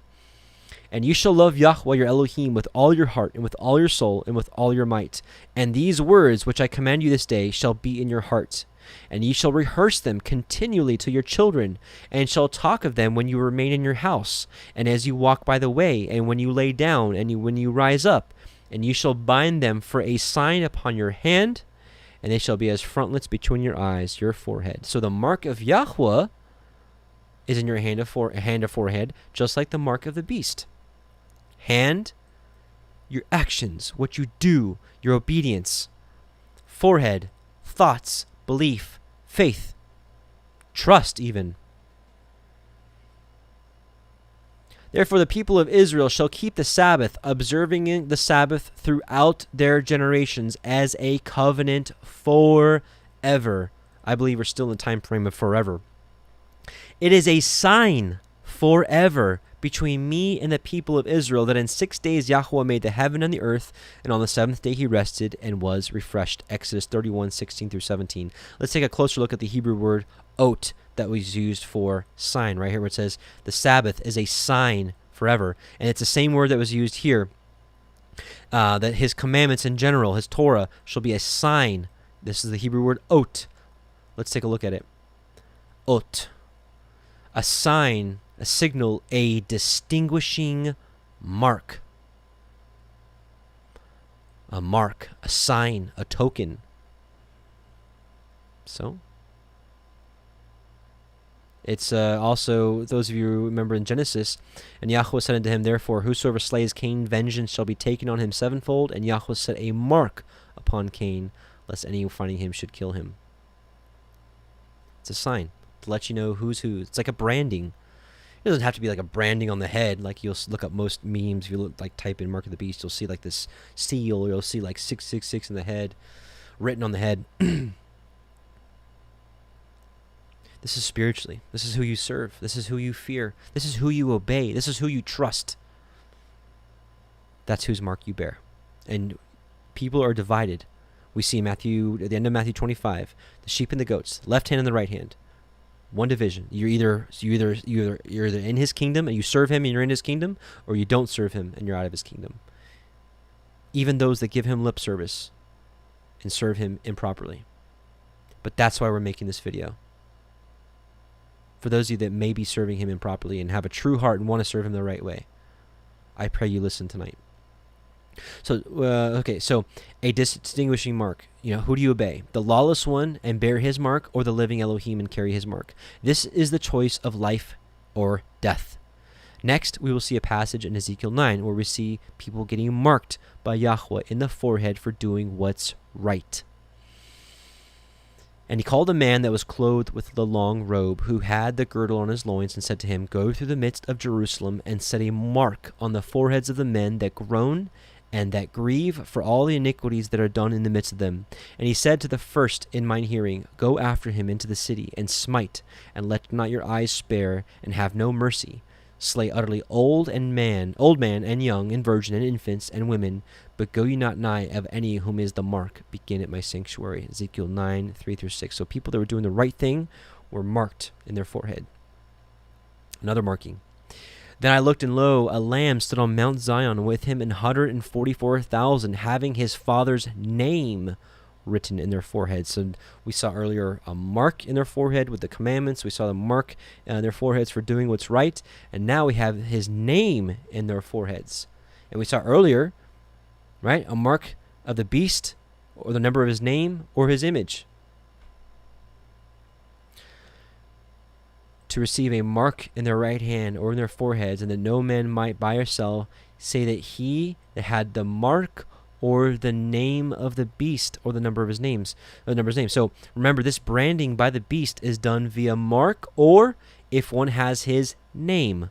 We saw the 144,000 had their father's name in their foreheads. So what does it mean to have a name in your forehead? Behold, I send an angel before you to keep you in your way and to bring you to the place which I have prepared. Beware of him and hear his voice and provoke him not. For he will not spare your misdeeds, because my name is in him. But if you hearken unto his voice and do all that I speak, which we know, this is the Torah. It's all about keeping the commandments. It's all about keeping the Torah. So his name proclaims, right, his voice, and do all that he speaks. And then I will be an enemy unto your enemies and will afflict them and afflict you. Exodus 23, 20 through 22. If that wasn't clear enough, this should really clear it up. Actually, the next verse. But the angel of Yahuah's name is in him, right? Immediately they are told to hearken unto his voice and do all that he speaks. We know this entails keeping his commandments. By implication, it seems clear that the name in the forehead has to do with obedience. Yahuah's name in the forehead equals fearing him and keeping his ways. The name of the beast in your forehead equals fearing him and keeping his ways. This passage really clears it up. Then Moses hewed 2 tables of stone, like unto the first, and rose up early in the morning, and went up into the mount of Sinai, as Yahuah had commanded him. And he took in his hand the 2 tables of stone, and Yahuah descended in the cloud, and stood with him, and there proclaimed the name of Yahuah. We know that once the tablets were hewn, that then the commandments were written down. So here we see the tables of stone, and then proclaiming the name of Yahuah, proclaiming the commandments, or the obedience, the fear of Yahuah.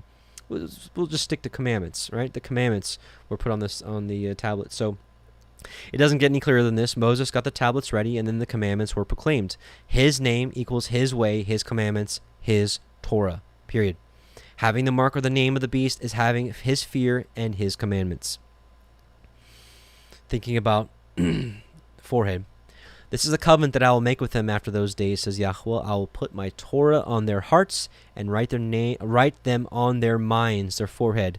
The 144,000 had the commandments, his father's name, in their forehead.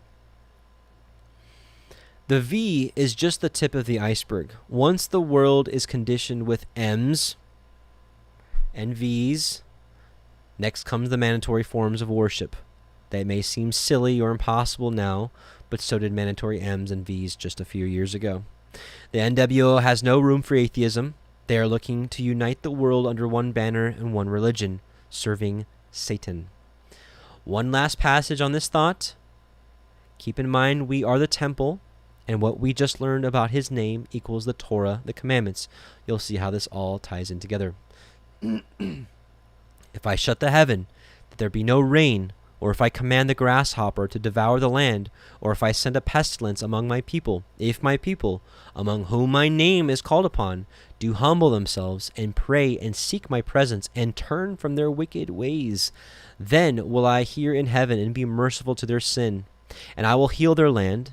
Then my eyes shall be open and my ears attentive unto their prayer unto the prayer made in this place. For I have now chosen and sanctified this house, that my name may be there forever. Right? Is his name in your temple, in the temple within you. And my eyes and my heart shall be there perpetually. And if you will walk before me, as David your father walked, to do according unto all that I have commanded you, and shall observe my statutes and my judgments, then I will establish the throne of your kingdom, according as I made the covenant with David thy father, saying, You shall not want a man to be ruler in Israel. But if you turn away and forsake my statutes and my commandments, which I have set before you, and shall go and serve other gods and worship them, this is that fornication and spiritual adultery. This is what the merchants of the earth were buying and selling from Babylon, Mystery Babylon. Then I will pluck them up out of the land which I had given them, and this house which I have sanctified for my name will I cast out of my sight, and will make it to be a proverb and a common talk among the people. And this house, which is most high, shall be an astonishment to everyone that passes by it, so that he shall say, Why has Yahuah done this to the land? And to this house they shall answer, Because they forsook Yahuah, Eloheinu of their fathers, which brought them up out of the land of Egypt, and have taken hold on other gods, and have worshipped them and served them. Therefore he has brought all this evil upon them. That's 2 Chronicles 7:13 through 22. Brothers and sisters, just like in the wilderness of Egypt, when the children of Israel were taken up out of Egypt in the book of Exodus, they wanted to have a feast to Yahuah, and what did they do? They made a golden calf. They served him improperly, and they paid for it very, very dearly. I'm here to tell you that people that want to serve Yahuah but do it in the way and the precepts of the fear of Yah through precepts of men, i.e., modern day Christianity, are deceived. Obedience equals worship. So if you're even if you're attempting to be obedient to him, but you're doing it in the way prescribed by men, you're obeying someone else. Obedience equals worship. If you are in love with this world and the convenience we are used to, you may end up fearing man, your life, and loss of comfort, just as the Israelites did when leaving Egypt. I want you to know, brethren, that our fathers were all were all under the cloud, and all passed through the sea, and were all baptized into Moses into the cloud and in the sea, and all ate the same supernatural food, and all drank the same supernatural drink. For they drank from the supernatural rock which followed them, and the rock was Messiah. Nevertheless, with most of them Elohim was not pleased, for they were overthrown in the wilderness. Now these things are warnings for us, not to desire evil as they did. Do not be idolaters as some of them were, as it is written, the people sat down to eat and to drink and rose up to dance. Right? And this is talking about the golden calf. We must not indulge in immorality as some of them did. 23,000 fell in a single day. And if you recall, look it up for yourself. When they made the golden calf, it said, tomorrow is a feast to Yahuah. And this is the indulging of immorality. This is the same thing of Mystery Babylon, right? She was satiated in her delicacies and her fornications and lived deliciously and richly, right? It's indulging. We must not put Yahuah to the test, as some of them did and were destroyed by serpents, nor grumble as some of them did and were destroyed by the destroyer. Now these things happened to them as a warning, but they were written down for our instruction, upon whom the end of the ages has come. Therefore, let anyone who thinks that he stands take heed lest he fall. No temptation has overtaken you that is not common to man. Elohim is faithful, and he will not let you be tempted beyond your strength, but with the temptation will also provide the way of escape, that you may be able to endure it. 1 Corinthians 10, 1-3. So even if we stay away from the V and life gets really tough, his promise is he will provide a way for us, brothers and sisters. I mean, think about it. Even if you reject the V, you're telling me, like, especially people that live in like rural or semi-rural areas that I live in, you're not telling me that I wouldn't be able to go to a dairy farmer and be able to trade, like, something, buy and sell, right? Really, the buying and selling is something very different. So the ultimate deception. So unfortunately, the devil is not ignorant when it comes to deception, right? Yah made a worthy adversary, unfortunately. After all, he's the father of lies and deceit. While refusing the V is a serious matter, and preparing for what is to come is important, i.e. food, water, etc., the stakes are much larger than this. Do you think the devil uses ingredients such as this into the V to hide what he's doing? Not a chance. He wants the focus to be on the V, good or bad. For the blind masses who will do as he says without question, it's all about control and hurting. So the blind masses that are just going to do whatever, he's got them, right? He's not concerned about them. They are already in his pocket. For the Christians, or even the woke, it's all about the tactic of distraction, misdirection, and diversion. That's where all of his focus is. He's not worried about the people that's going to do what he says anyways, because, well, they're lawless and they don't care. They don't follow Elohim. They're not even in the Christian churches. They're atheists. They love science. They're like, oh, the science says so, then I'll do. He's got them in their pocket. He's not worried about them. Not even worried. He's not gunning for them. Like, I was in sales for 13 years. When we would hold sales, I was a sales manager. When I'd hold sales trainings, we knew that there was a portion of people that were going to come in and or that would call upon the business, and they're going to buy no matter what. It's like that represent like 20% of the people. And we know that there was 20% of the people that they're not going to buy regardless of what you do. But it was that 60%, right, in the middle that had to be swayed. That's where all of our efforts went to. The devil is doing something similarly. He knows there's going to be some people that take it no matter what. There's going to be some people that aren't going to take it no matter what. But it's the people in between that are on the fence riders. That's what Yahushua says, hot or cold. Pick one. Pick obedience or disobedience. Pick one. Right? That's what Revelation says. Let the filthy still be filthy. Let the righteous be righteous. Pick one or the other. Or that choice will be made for you. So for the Christians, or even the woke, because there's a lot of atheists who are going to refuse, they're going to refuse the mark. Refuse the V. They're going to refuse it. So they're good all of a sudden. So for the Christians, or even the woke, it's all about the tactic of distraction, misdirection, and diversion. Let me explain. First, let's do this. Put on the whole armor of Elohim, that you may be able to stand against the wiles, the tricks, the schemes of the devil. For we wrestle not against flesh and blood, but against principalities, against powers, against the rulers of the darkness of this world, against spiritual wickedness in high places. They know what they're doing. They're not dumb. Ephesians 6:11-12. Satan has been successful with pinning man versus man for thousands of years. He started this behavior with the first murder of Abel by his brother Cain. Right? He incited jealousy in the heart of Abel. And he has been successful ever since. Take modern day politics, for example. Red versus blue, Republican versus Democrat, right wing versus left wing, yet they are two wings of the same bird. People oppose each other, yet never realize the true enemy is playing them like puppets. In like manner, Satan is using this V for dual purposes. It is a distraction from the real deception. So you have the people like, take the V, it's going to save lives, and you're endangering us if you don't. Don't take the V, it's this and this and this and this and this, right? Which I know I said some of that, don't take the V, because that is the truth, but that's not the real point of this whole study. Now, obviously, if you stayed with me or if you've been here from the beginning with me, then you're starting to realize that he's hiding what the true.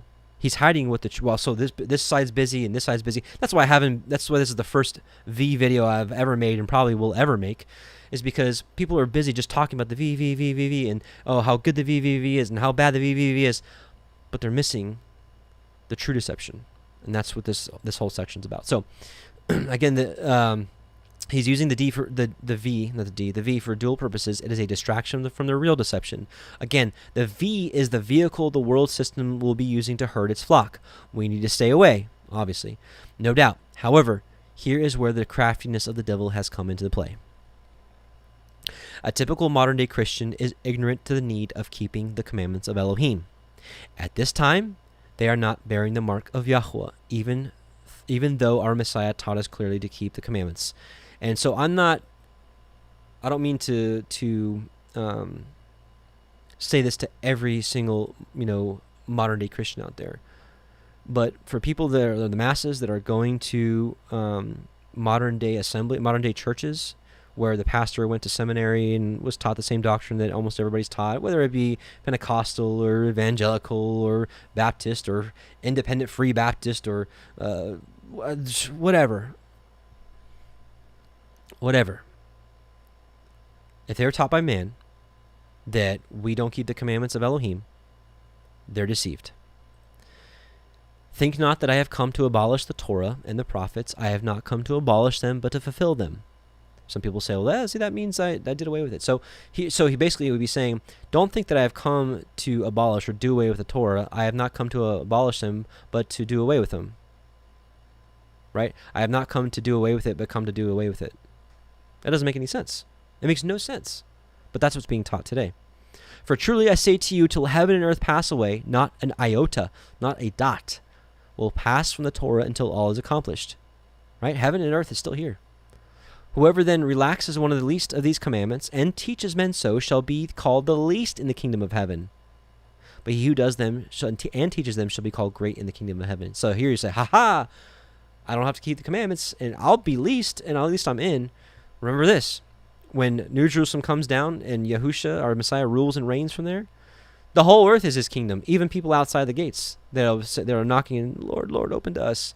They're still inside of the realm of the kingdom of Yahuah, but they're going to be outside. Do you want to be inside or outside? If you want to be inside, keep the commandments. If you want to stay on the outside, don't keep the commandments. Man-made religion has obliterated this passage and many others. And he said unto them, Why do you call me good? There is none good but that one, that is Elohim. But if you want to enter into life, keep the commandments. Or Messiah said that. Matthew 19:17. You may say Messiah said there are only two commandments, loving Elohim and people, or loving God and people. I agree. The thing is, we as people have lost the biblical understanding of what love actually is. Think of how this world is defining love now. And this is just the beginning. I mean, it really gets wacko out there as to what is love. Now it's involving children and animals, and it's just, once this was breached in this country, logically it follows into, well, whatever your heart desires. Because where's the moral compass? If it's not Elohim's laws which forbid this, it's eventually going to lead to pedophilia, legal pedophilia, and bestiality, and the list goes on. So this is how the world is defining love right now. This right here. This. So you can say, oh, well, we don't think that's love. Well, sure, but you grew up in this world. You've been taught what love actually is. If you think love is just like waving at people and being nice and hugging and shaking hands and being really courteous to people, those are all good things. But that's not scriptural love. Here's a 16-minute study on what biblical love actually is. We're not going to watch this tonight. 16 minutes. Check it out. Spoiler alert, if you want to save yourself some time, keeping the commandments equals loving him and people. Here's a short snippet. You shall not bow. This is part of the giving of the Ten Commandments. His name. You shall not bow down yourself to them, nor serve them, for I, Yahuah Eloheinu, am a jealous El, visiting the iniquity of the fathers upon the children unto the third and fourth generation of them that hate me. So iniquity is lawlessness, iniquity is commandment breaking. So commandment breaking equals hating him, and showing mercy unto thousands of them that love me and keep my commandments. So when Messiah said the two greatest commandments, he didn't say the two only commandments. He said the two greatest commandments is loving Elohim and loving people. Why? Because quite frankly, if you go through the Torah, you can almost put every single commandment into one of those two categories. So the two commandments, loving Elohim and loving people, break down into a better description of what that looks like in the Ten Commandments. Right? The first five, or first four, depending on how you ask, tells you how to love Elohim, right? We love him by having no other gods before him, not having any graven images, any idols, even in our heart, right? Not taking his name in vain, which there's a lot of different interpretations, and the best understanding that I have is to say that, to call him yours and not do anything he says. You be taking his name in, right? I'm a follower of the Most High. I'm a follower of Messiah, but you don't do anything he says. You're taking his name in vain. Or it could be swearing in his name falsely, right? Nevertheless, you still love him by not doing those things to him.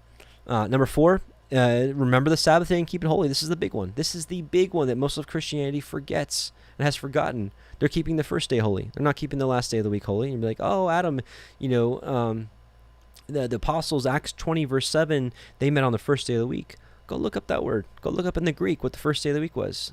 It'll blow your mind. The Greek word is Sabbaton, Sabbath. The Roman Catholic Church, to fit their agenda, they changed it from Sabbath to first day of the week. Check it out for yourself. But going on, loving your honoring your father and mother, right? I'd say that's how we love other people. So I say the first 4 is how we love Yah, and the last 6 is how we love other people. Your mother and father, those are pretty close neighbors of yours. By honoring them, even into their old age. Not murdering somebody, even not hating them in your own heart. That's how you love people. Not committing adultery with your neighbor's wife, even with your eyes. That's how you love him. If you sit there and even just feast on your neighbor's wife with your eyes, you're not loving your neighbor, you're hating him. Not stealing from them. Not bearing false witness, right? False testimony. And not coveting his stuff. Looking across, be like, oh man, that boat, I want that. I really want it. How does he deserve that? And I don't deserve a boat like that. And that's how you love your neighbor, by not doing those things, right? And then you get into the Torah, and it explains all those commandments in further detail. That's what the 2 greatest commandments are. So the devil has sowed his own doctrine into the faith via his branch, the Roman Catholic Church, which is the Beast of Revelation. This is a 22-minute video. Highly recommended it if you don't know who the Beast of Revelation is. He didn't need to do away with the faith. He knew that it wouldn't work. The more he would attempt to destroy it, the bigger it would grow, just like the children of Israel did in Egypt when Pharaoh oppressed and tried to destroy them. Right? Therefore, they set taskmasters over them to afflict them with heavy burdens, and they built for Pharaoh store cities or treasure cities, Pithom and Ramesses. But the more they were oppressed, the more they multiplied and the more they spread abroad. Exodus 1:11-12. The very same thing happened when the Pharisees tried to squash our Messiah's following. The more they tried, the more it grew. All the devil needed to do was change words, alter meanings, sneak in bad doctrine, and he did so over time, little by little. He's had generations to do this. His goal is to keep us from the commandments, just like he did in the Garden of Eden, and with the Israelites of old. That's what he did. He led Adam and Eve astray. Elohim says, "Don't eat of this tree." And what did the devil come and say? Did he really? Did he really say that? Israel. Hey, you got the temple now, and you don't need to do this and that. That's for the old generation. That's for Moses' generation. That stuff's done away with. You can serve this other God. It's not a big deal. You see all these other nations are doing it. They're not being destroyed. They're prospering. Look at them. Don't you want to be like them? Living deliciously and fornicating and buying and selling of her goods. So thousands of years ago, right? The same tactic, different approach. Thousands of years later, same tactic, different approach. Did Elohim really say you need to keep the commandments? That's the devil's job. And this is Genesis 3, and I will put enmity between you and the woman. He's talking to the serpent here.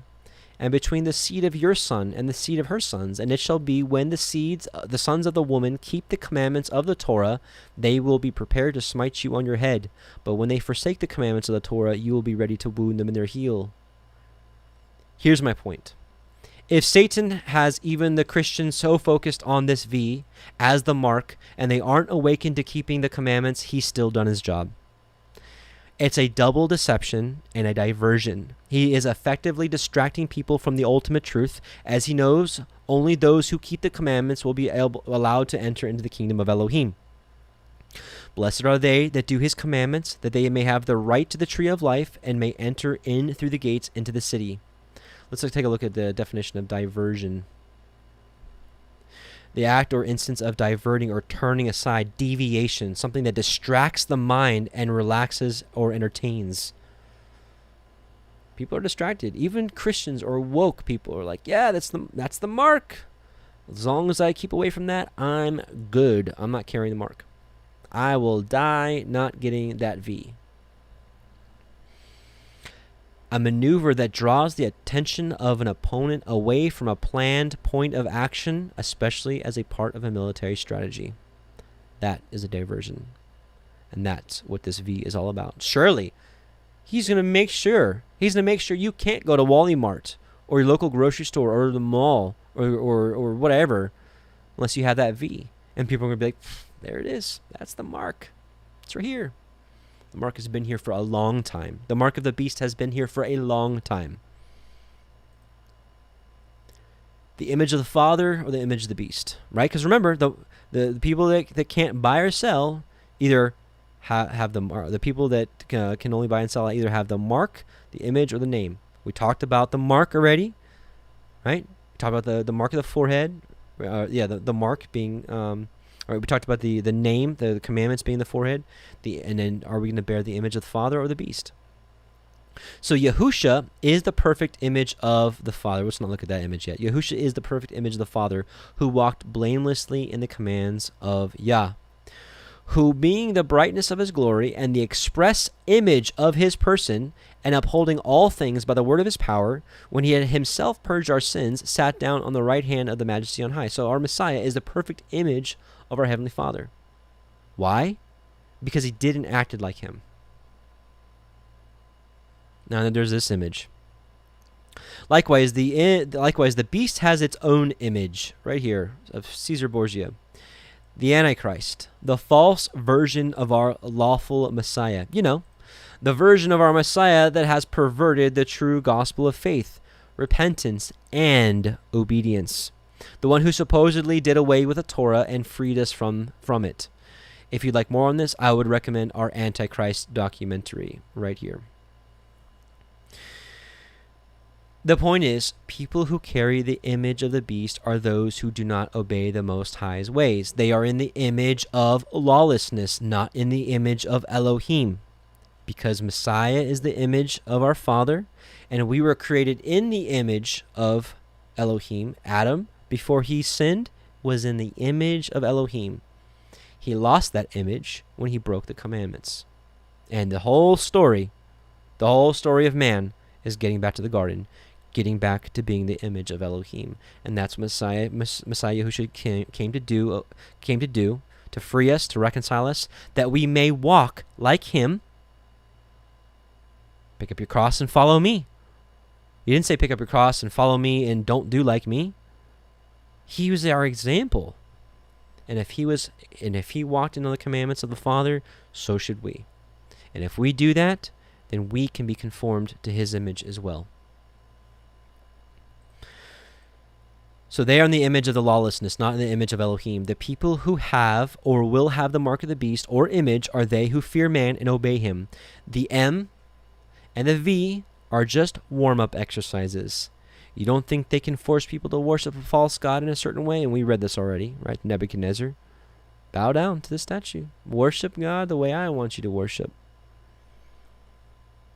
Right now it's a choice, but soon it's coming. Nebuchadnezzar made an image of gold whose height was 60 cubits and its breadth 6 cubits. He set up on the plain of Dura on the province of Babylon. Then King Nebuchadnezzar sent to assemble the satraps, the prefects, the governors, the counselors, the treasurers, the justices, the magistrates, and all the officials of the provinces to come to the dedication of the image which Nebuchadnezzar had set up, right? This is the one world. Bring all the kings, all the rulers. Then the satraps, the prefects, the governors, the counselors, the treasurers, the justices, the magistrates, and all the officials of the provinces, one world, he united under one banner, were assembled for the dedication of the image that King Nebuchadnezzar had set up. And they stood before the image that Nebuchadnezzar had set up. And the herald proclaimed aloud, "You are commanded, O peoples and nations and languages, that when you hear the sound of the horn, the pipe, the lyre, the trigon, the harp, the bagpipe, and every kind of music, you are to fall down and worship the golden image that King Nebuchadnezzar has set up. And whoever does not fall down and worship shall immediately be cast into a burning fiery furnace." Daniel 3:1-6. So what has happened before will happen again. Ecclesiastes 1:9. We read that earlier at the beginning. So what will this look like exactly? I don't know. Yah hasn't shown me. What I do know is this: even those with great intentions who say they want to serve Yahuah but are utterly deceived by the mainstream church system. For example, Yahuah said the seventh day is the day we rest from our labors and congregate. Therefore, the people of Israel shall keep the Sabbath, observing the Sabbath throughout their generations as a perpetual covenant. It is a sign forever between me and the people of Israel that in 6 days Yahuah created the heavens and the earth, and on the seventh day he rested and was refreshed. Exodus 31:16-17. So you may say to me, I'm not Israel, nor am I Jewish. That's Old Testament stuff. Or I'm a Gentile, or the law is done away with, whatever, multitude of things. Paul would actually tell you to read Galatians 3:27-30 and Isaiah 41:8. Let's read them, actually. For as many of you has been baptized into Messiah have put on Messiah. There is neither Jew nor Greek, there is neither bond nor free, there is neither male nor female, for you are all one in Messiah Yahusha. And if you be Messiahs, then you are Abraham's seed and heirs according to the promise. And what or who is Abraham's seed? Isaiah 41:8. But you, Israel, are my servant, Jacob whom I have chosen, the seed of Abraham, my friend. Israel is the seed of Abraham. The seed of Abraham are the followers of Messiah. The Sabbath is for you. So here is what the Beast of Revelation says. The Catholic Record of London, Ontario, Canada, September 1st, 1923. Sunday is our mark of authority. The church is above the Bible, and this transference of Sabbath observance is proof of that fact. Question: which day is the Sabbath? Answer: Saturday is the Sabbath. Question: why do we observe Sunday instead of Saturday? Answer: we observe Sunday instead of Saturday because the Catholic Church in the Council of Laodicea, AD 336, transferred the solemnity from Saturday to Sunday. The Convert's Catechism of Catholic Doctrine. Of course, the Catholic Church claims that the change, Saturday, Sabbath to Sunday, was her act, and the act is a mark of her ecclesiastical authority in religious things. H. F. Thomas, Chancellor of Cardinal Gibbons. People who have the image, mark, or name of the beast have a fear of the beast over the Almighty and keep the commands of the beast, man-made commandments, including you have to have a V. That's a man-made commandment. Well, show me that in the Torah. Can't find it. Ain't doing it. Those who have the image of the beast have the image of lawlessness, regardless if they are believers or not. Those who do not walk in the way of Yahuah. John 14:6 and Psalm 119:1. Let's read it. Yahushua said unto them, I am the way, the truth, and the life. No man comes unto me comes unto the Father but by me. Actually, let's get off. So the way, that's the way. The truth is Psalm 119, 142, and the life is Proverbs 13:14 and Deuteronomy 32:46 through. Okay, so Messiah said that he's the way, the truth, and life. No man comes to the Father but by me. So, what's the way, truth, and life? Psalm 119:1. Blessed are the undefiled in the way who walk in the Torah of Yahuah. What's the truth? Psalm 119:142. Thy righteousness is an everlasting righteousness, and thy law, thy Torah is the truth. What is the life? Proverbs 13:14. The Torah of the wise is a fountain of life, to depart from the snares of death. Deuteronomy 32:46-47. And he said unto them, set your hearts unto all the words which I testify you among you this day, all the Torah, which ye shall command your children to observe to do, all the words of this Torah.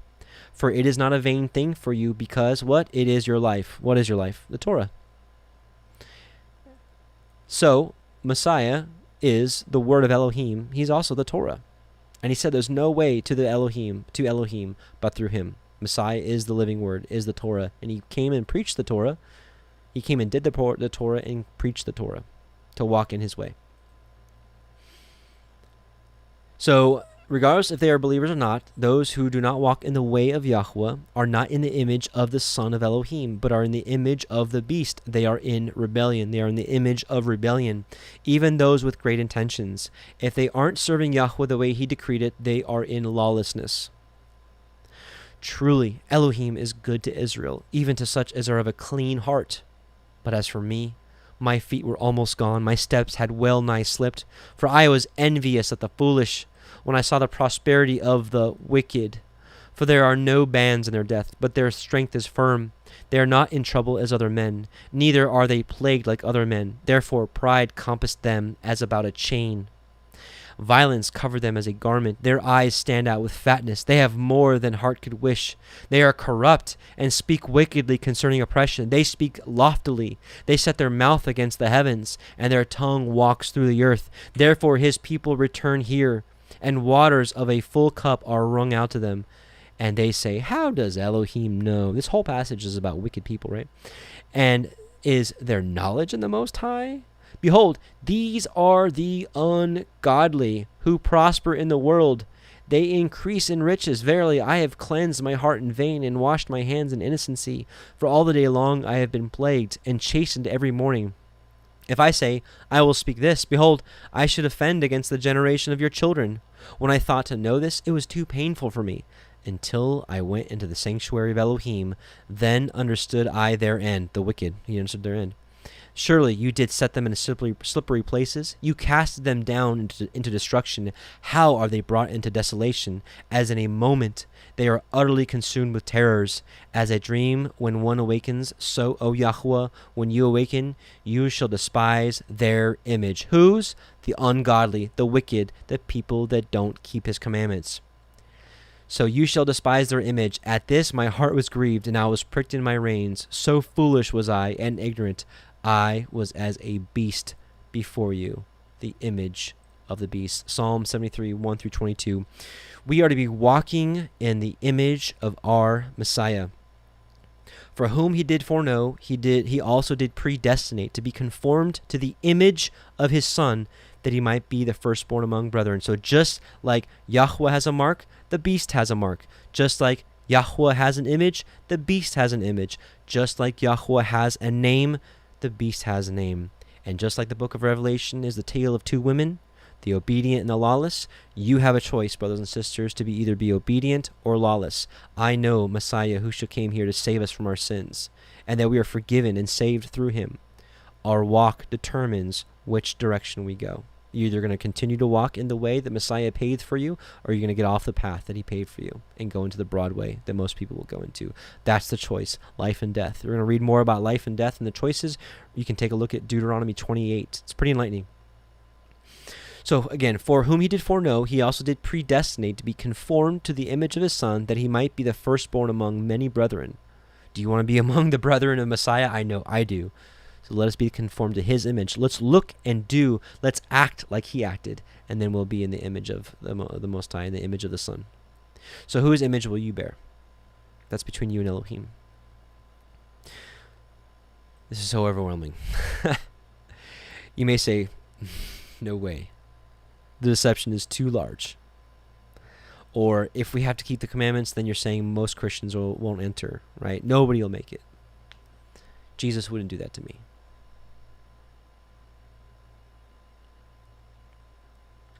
Not everyone that says unto me, Adonai, Adonai, Lord, Lord, shall enter into the kingdom of heaven. Right? So just because you call him Messiah and you believe in him, doesn't mean you're going to enter into the kingdom.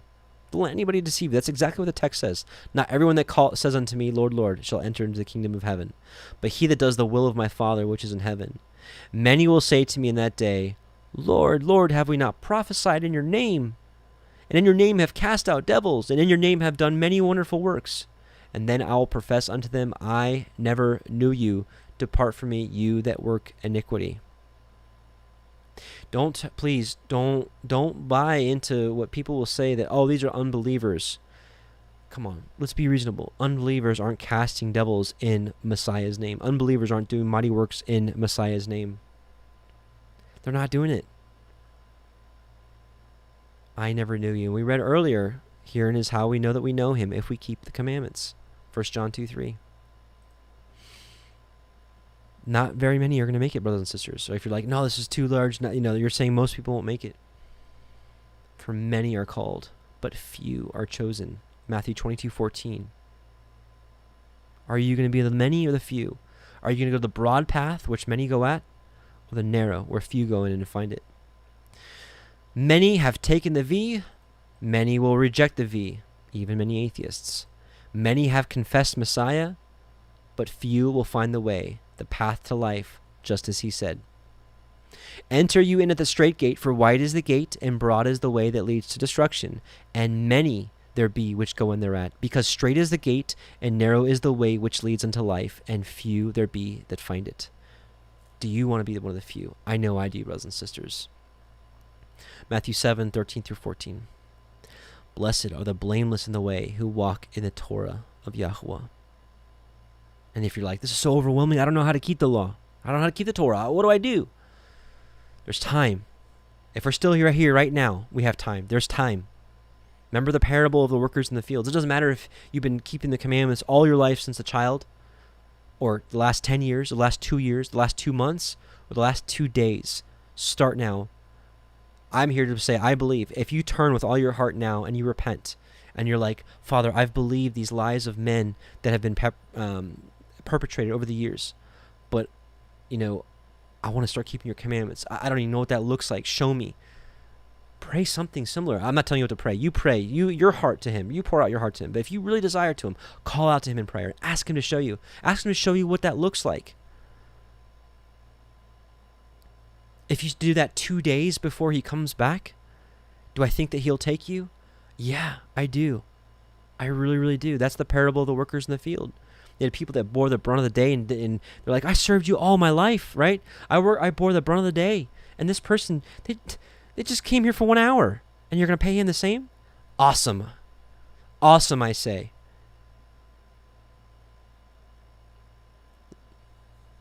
So, will you return to the way and carry the mark of the living Elohim, or will you carry the mark of the beast, the mark of disobedience? Will you walk in a newness in life according to the commandment of Yahuah, or will you continue in disobedience in his ways and have the name of the beast in your head, or the image, or you bear the image of the beast?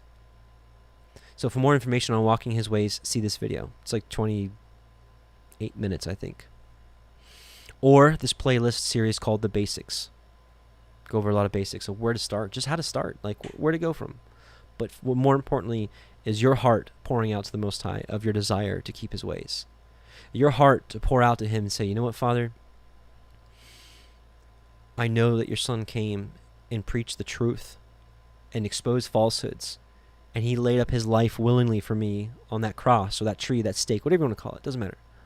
But regardless, he laid down his life for me. And by his blood and by my belief in him, I know that I'm healed and reconciled to you. And I want to walk in your ways. I want to be one of the few. I want to be called and chosen. I want to be in your kingdom.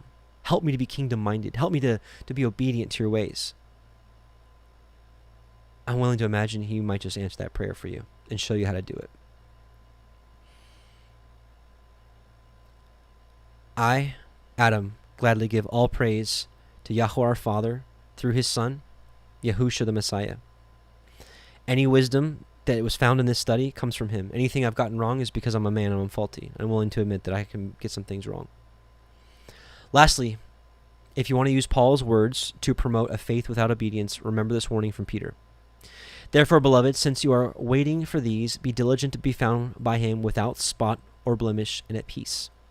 And count the patience of our Adonai, our Lord, as salvation, just as our beloved brother Paul also wrote to you according to the wisdom given him, as he does in all his letters when he speaks in them of these matters. Right? So he's mentioning Paul here. He's like mentioning Paul's letters. There are some things in them that are hard to understand, which the ignorant and unstable twist to their own destruction, as they do the other scriptures. You therefore, beloved, knowing this beforehand, take care that you are not carried away with the error of lawless, Torah-less people and lose your own stability. 2 Peter 3:14-17. And then from Paul himself, do we then overthrow the law, the Torah, by this faith? By no means. On the contrary, we uphold the law, the Torah. May Yahuah bless you and keep you. May Yahuah make his face shine upon you and be gracious unto you. May Yahuah lift up his countenance upon you and give you shalom. I want to depart with two songs. One, the priestly blessing with you, and secondly, a song that what's going on in this world, the masks and the V, inspired myself and brother Jake to sing. So may it be a blessing to you and your house. Shabbat shalom, brothers and sisters. Let's end in prayer. Heavenly Father, O Yahuah, we bless you and we thank you for all that you do. We thank you for opening up wisdom to your children in these last days. We thank you for you sending your Son that we have forgiveness. We thank you for your righteous commandments that we may know how to have life and how to enter into the city through the gate. Allah, I pray that those that watch this video, that you open their eyes and you open their ears to see and to hear, that they may obey and to hearken, that more of your children may be brought into the fold, O Yahuah, that your kingdom may be filled with people that love you, and they show they love you by keeping your ways, not ways that have been altered by man. Thank you for this Shabbat, and may you be blessed forever and ever in Yahushua's name. Hallelujah and Amen. Shabbat shalom, brothers and sisters.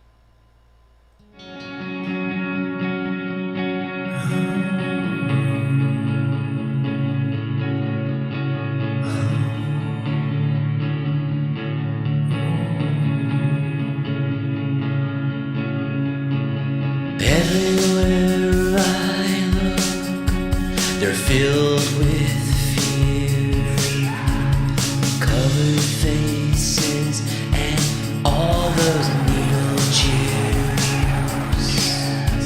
They all are blind, they cannot see. It's not about health, but controlling you and if only they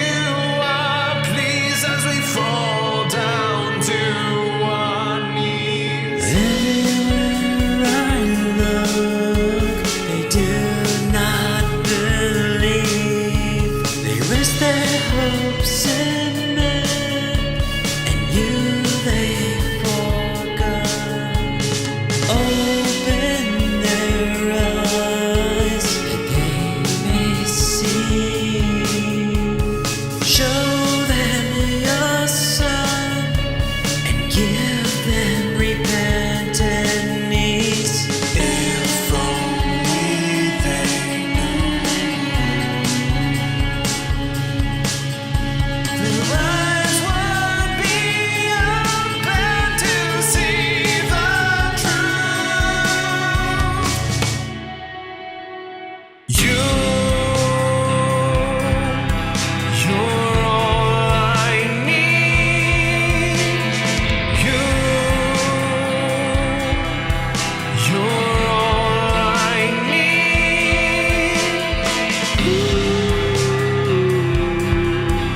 You're all I need.